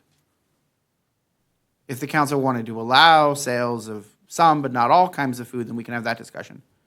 But we hadn't understood that was a policy direction. And I should add, I think the city manager has the discretion under her existing powers to target enforcement on the problematic vendors, the large ones with the large facilities would be our primary enforcement targets, as distinct from other situations. I just want to clarify, though, a non-food vendor wouldn't need the health permit, just the city permit. Correct. And would not be able to get it if they're not vending. They wouldn't be able to get it if they're vending on not sidewalk. Vending on the street. Right. So the streets or dirt lots or public property or private property, anything other than the sidewalks and the pedestrian pathways and parks, those limited places that are protected. Essentially, anything not protected by state law, vending is prohibited with certain exceptions, regardless of what they're selling. Well, in regards to state law, are they allowed, you're telling me they're not allowed to sell flowers or fruit? So it depends on where they're selling it. So if a vendor is walking on the sidewalks, right, state law allows that, but they have to get a city sidewalk vending permit, which most of the vendors do not. And I thought we had addressed that in the past, that. We did. So they were getting. So our ordinance, the existing ordinance 540 requires that vendors selling anything, including flowers, on the sidewalk get a permit from the city. Okay. Most of them do not. But the trick is, as noted by the police chief, the enforcement is expressly cannot be criminal enforcement.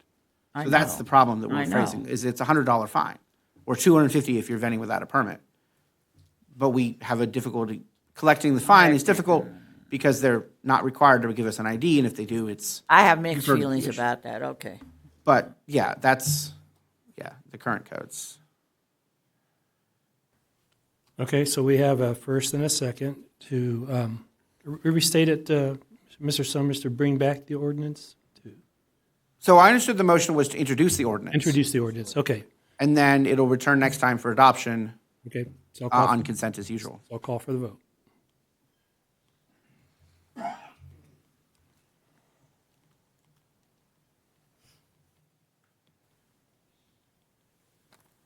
I'm still waiting for one more vote.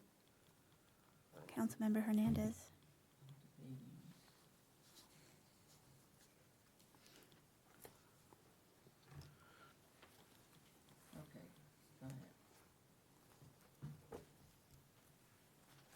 And the motion passes 4-1 with no vote on, with Councilmember Hernandez. Thank you. With that, we'll move on to public safety updates. And tonight we have the police chief, Kirby. Thank you, Mayor, Mayor Pro Tem, Council, and community. I want to give you an activity update for the month of January. Our dispatch center received 8,106 telephone calls from the public. Our officers responded to 2,117 calls for service. The officers took 344 police reports, issued 30 traffic citations, 11 parking citations. They made 143 arrests, 64 were felony arrests, 60 of those were for adult arrests, 4 were juvenile. We made 79 misdemeanor arrests, 78 adult, and 1 juvenile. And unless there's any questions, that's the end of my report. Thank you. Seeing none, we'll move on to council committee reports. Councilmember Hernandez. Thank you. Last Thursday, I went to the SBCTA Metro meeting on behalf of the mayor, and I have Mojave Quality District meeting the third Friday of the month. That's it. Thank you. Mayor Pro Tem Noble. Thank you, Mayor. Just a few things. On February 10th, I attended the military affairs meeting. A couple of events that are going to be taking place. The United States Veteran Support Group is on the 28th is having a bowler center, having a bowling tournament or bowling at the MCLB at 1 o'clock. And the bowling is free for all those youth that wants to bowl. Free food and free bowling from 1 o'clock until, I think it's 4 o'clock, I believe it is. On the 11th of April, in Victor Valley, they got a car show that's going to be happening in Victor Valley. The American Cruisers are hosting a annual poker run. All proceedings and things of that nature are going to go toward other events, but also toward the Barstow Veterans Home.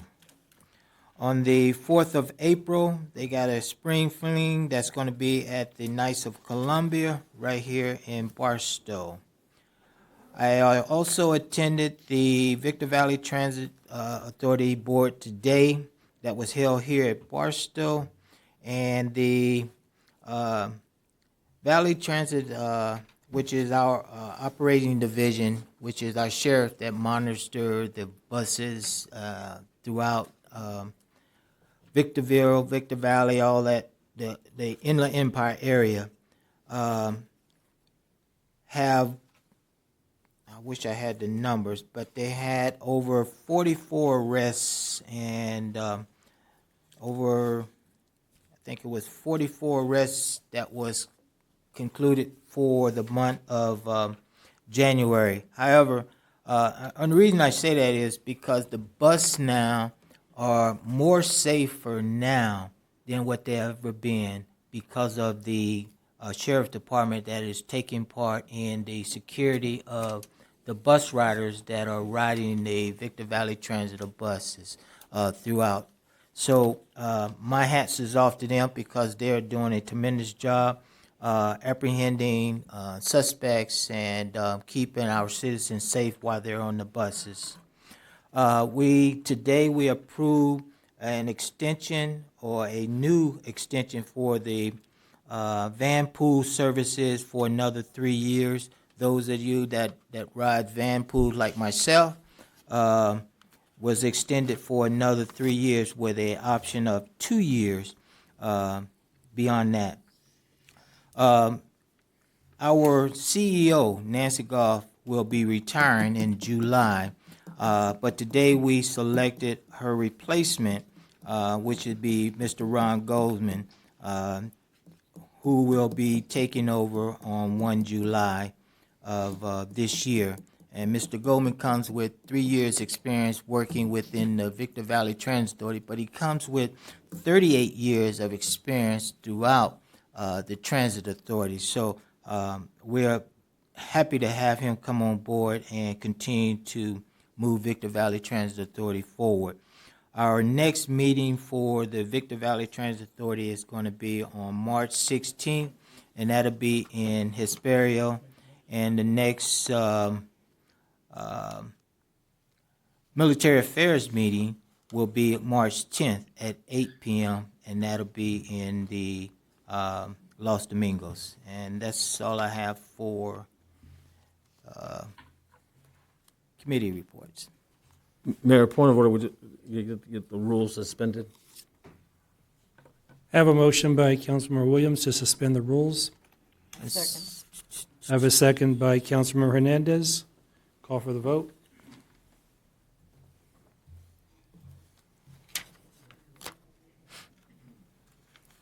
And the motion passes 4 with 1 no vote from Councilmember Rose. Okay. And inform the public, our meetings are supposed to end at 11. We just suspended to go past 11. And next is Councilmember Rose. I'm sorry, Councilmember Williams. The only committee report I got is the Finance Committee that we were sat on that was chaired by Councilwoman Hernandez, that she forgot. Thank you. Councilmember Rose. No report. Thank you. I did attend the SBCTA on February 4th. Nothing on the agenda for Barstow. Had some closed session items, can't disclose here. I want to thank Councilmember Hernandez for covering, was it the Mountain Desert? SBC? No, Metro. Metro SB, there's too many. Metro SBCTA for me, I got some food poisoning that day. Street Committee, basically we just covered an update on the projects that we have coming up. And Homeward Bound on the 5th, so those last two were on the 4th. On the 5th, Homeward Bound, we installed our newest member, Billy Braun, Miss Braun. We had an update from Ms. Hernandez on the point and time count, and a lot of questions regarding where we're at with the homeless coordinator, and hopefully we get a lot of answers on that at the next meeting. With that, we will move on to business of the council. Councilmember Hernandez. Thank you. I got issues in regards to your Humane Society responding to loose dogs. You call and all you get is a message machine, and this has happened repeatedly. So I said that I was going to bring that up. The other item that was brought to my attention was, of course, the expenditures for our cannabis funds that are supposed to be for one-time projects because we don't know ongoing. And the suggestion was brought that maybe we could use the funding to put lights at the soccer field. So I mentioned that to the city manager, and she's going to follow up on that. And that's it. Thank you. Thank you. Mayor Pro Tem Noble. Thank you, Mayor. Just a couple of things. City Manager, there was a question in reference to the agenda items being on the website and maybe coming up with a link that's a little bit more easier for someone just to click and be able to pull up the agenda. If we can take a look at that, see if we can accommodate them with that.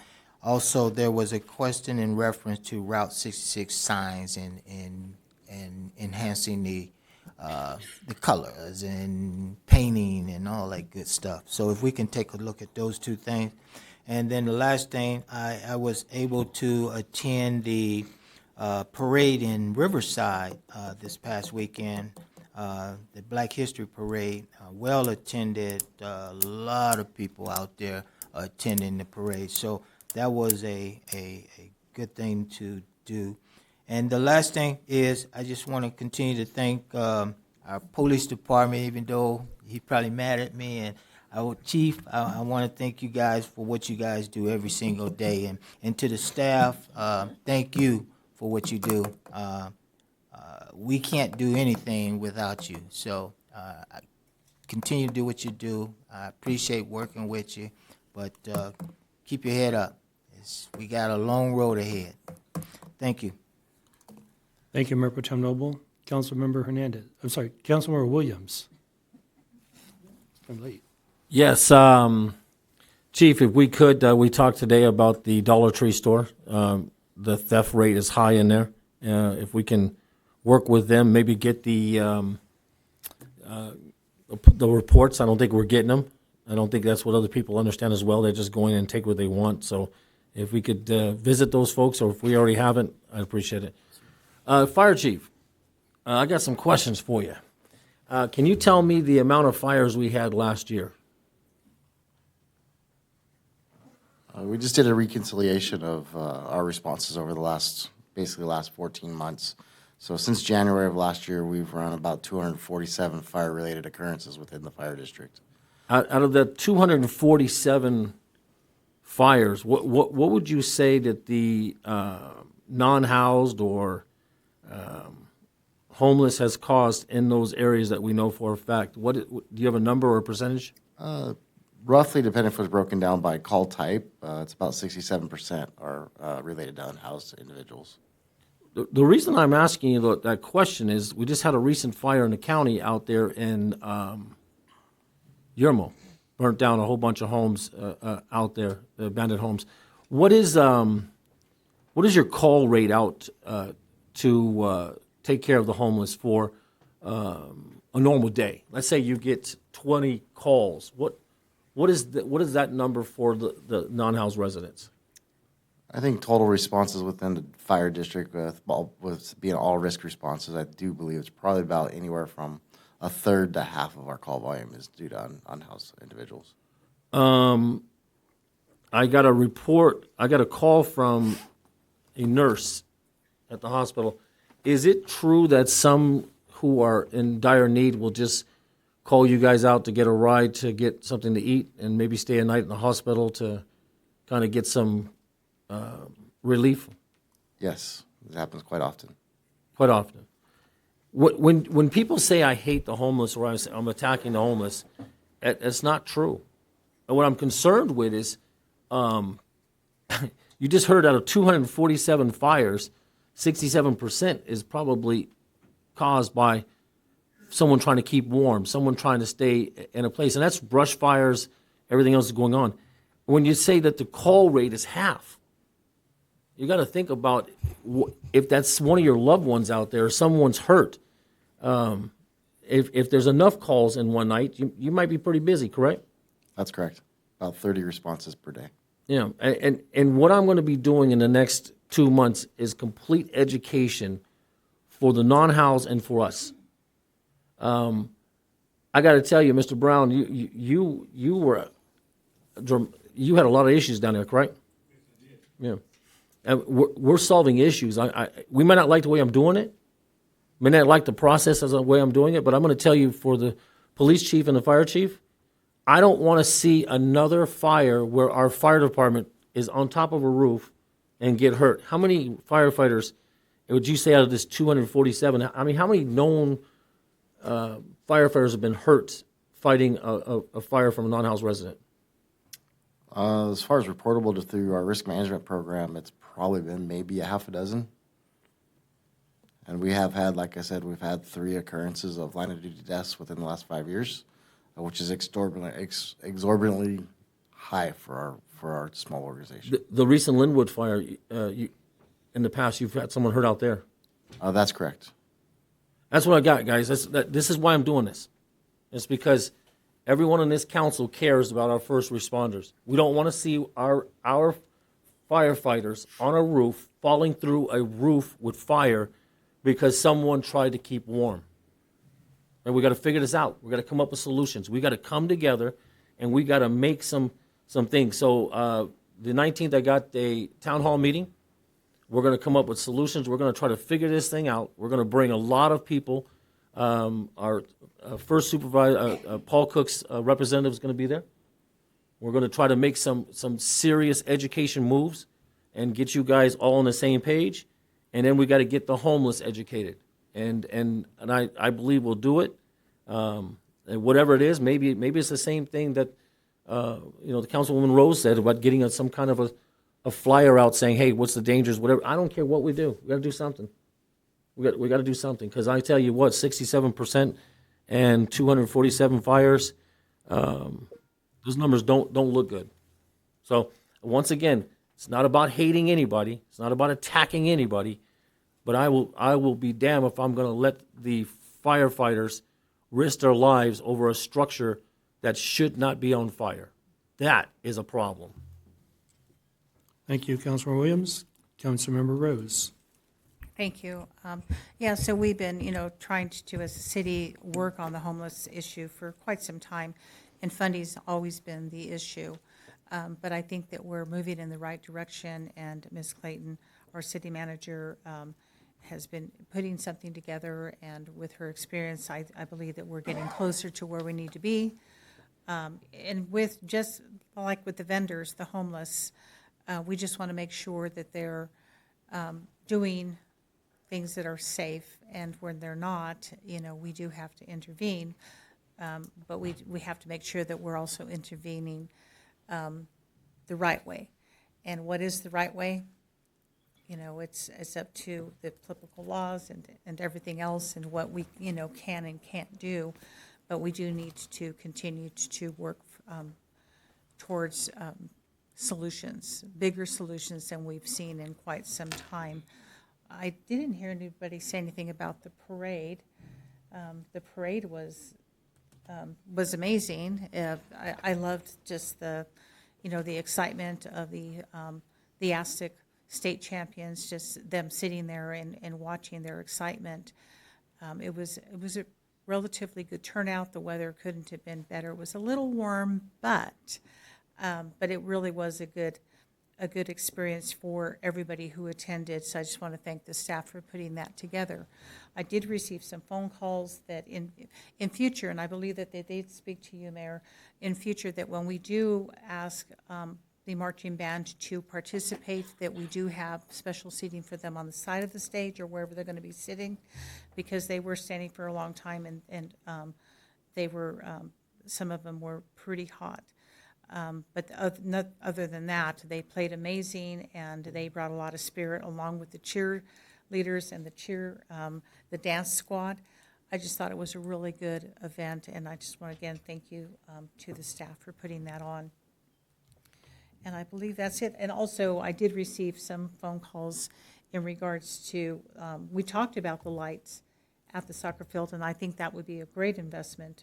It's desperately needed. We have had discussions, and we do need to speak more about how we're going to be spending the cannabis funds. There's a lot of things that that really would benefit the whole community. Thank you. Thank you, Councilor Rose. I do have the parade down here, and I had it down. Obviously, we recognize the team, and we can recognize them. We've got more things coming up. But I want to also thank the staff. It was an excellent job putting it together. As they continue to win more state championships, we will get better, and we will have seats for the band. It was the first, so yeah, there were things figured out as we went on. A couple of things that Mayor Pro Tem brought up that I also wrote notes about. Ms. Bailey, about notifying the public. Something the city manager and I and other council members have been talking about is better notification from the city. And I believe we're going to push out notification at some point, and anybody that signs up then could get that notification that the agenda is now posted. I don't believe it's hard to get to. It's on the front page of the city website if you go to minutes and agendas. But if you want to let me know a better way to get to it, then we can work on that also. But I think when we do go to our push-out notification, then yes, everyone can be notified. Agenda is now posted. I know it's a lot to read in a couple of days, but we all know that. So. And then Mr. Wasteman brought up the Route 66 sign. As I've mentioned, I've been attending a lot of committee meetings that are dedicated to the Centennial Route 66. They have adopted a colorful Route 66 logo.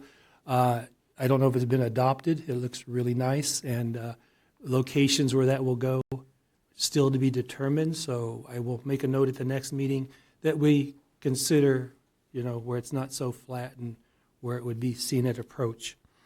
I did make a call to Mr. Snell after the last meeting because he made a comment regarding the CBDGs that he had no money to pay the council. I was offended by that. There's no council member here that would take a payment for a decision. And then he backed it up tonight, and he never sticks around for the reply. But he made a comment tonight, and I'll have to go back and listen to the whole thing, but I believe it was a statement that he knows we've taken bribes. My answer to that is when someone brings that, bring the facts. I kicked someone out of my office one time, and he brought it up at that microphone that I did it, and I admitted that I did it because he kept accusing a prior council of fraud, comparing them to the city of Bell, and would not give me facts. If you can stand there and say that we do it, that means you have facts. So, Mr. Snell, bring the facts or bring an apology. I know you won't because you have no character.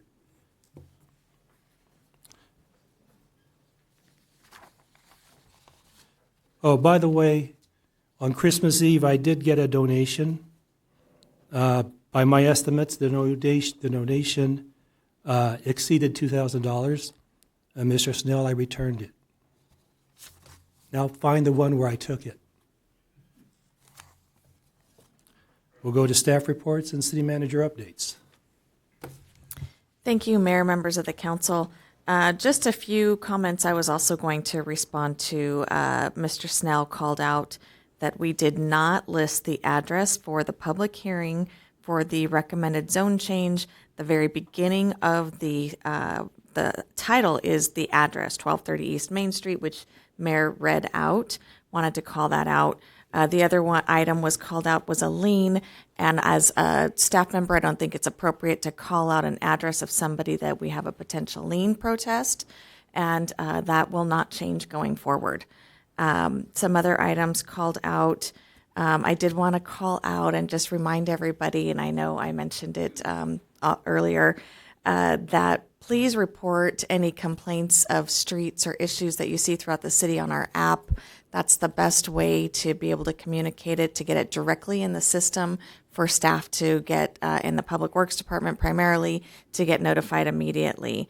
And as the mayor followed up, Route 66 cleanup is underway to beautify the signs. Most significantly right now, we're fast tracking any efforts because of the upcoming centennial. And to further respond, as Mayor Silva stated, we are going to be pushing out, rolling out, I should say, the push notification process. That is something that we wanted to roll out by the end of the calendar year. With staff changing, we did not get that program finalized, but we are ready to push out the advertisement. We're going to have a campaign that we will give all of the information on how to sign up for the text notifications, which will include agenda posting. We currently do have a notify process that you can sign up on the website for email notifications, but it is the website does need some enhancements. It is easy to see right on the top. If you just go to I want to, there's a drop down, and the first thing is agendas, and you can click on that and go to the agenda. But we are working on that, and I know there was the comment about how far in advance. We previously had been posting often on Fridays rather than Thursdays. Our goal is Thursdays, but the requirement is 72 hours. If we post on Friday, that's actually 72 hours is 3 days. That's actually 4 days in advance of the council meeting. We try to exceed what the minimum 3 days and go at least 5 days in advance. And so that has been our practice and will continue to do so. We are looking forward to launching the campaign. It will be to push out any text notifications for emergency alerts and so forth. We're refining those categories so that you can sign up for all alerts, emergency alerts only, agenda alerts only, or specific to public items. So again, we're refining that. We'll be rolling out a campaign. So very excited to get that going. A few more items in response. I know I did share with staff some of comments that were made earlier.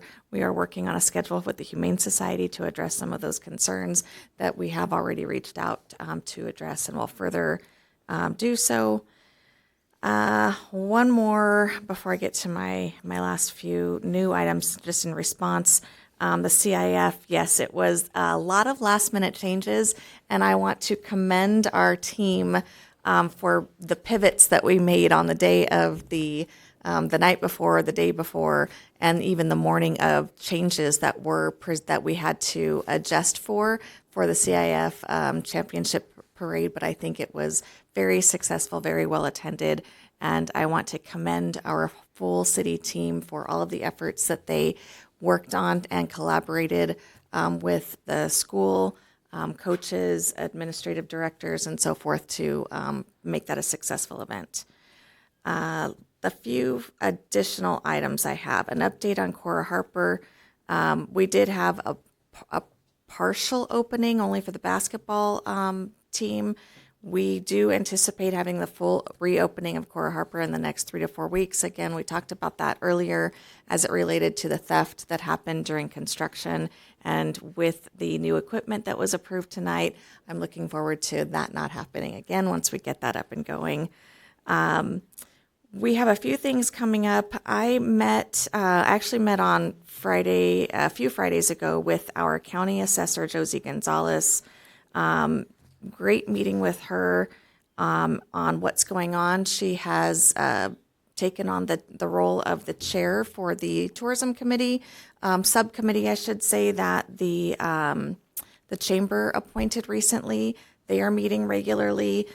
She will be coming up, the elected assessor, Josie Gonzalez, and will be here in Barstow on March 5th at 10 a.m. at the Crave Coffee House. For a coffee with the assessor. So I just wanted to let the public know, and we'll put that out as well to share the flyer she gave. And one more item coming up in March that will be coming forward to council, but I wanted to give an update since we were talking about Measure I securing our financing. SBCTA has gone forward with an extensive study over the past year of extending what it would look like to extend that ballot measure. And they have gathered, consultant has actually gathered a lot of data that they will be presenting to the city in the coming months. We plan for that to come forward in March, and we'll have more information when our SBCTA members will be here to present that. And that's all I have. Thank you. Thank you. So by consensus of the members, without objection, this meeting will adjourn, the open session, at 11:19 p.m. We'll now take a 5-minute break so I can sign some paperwork, and we'll go back into our closed session.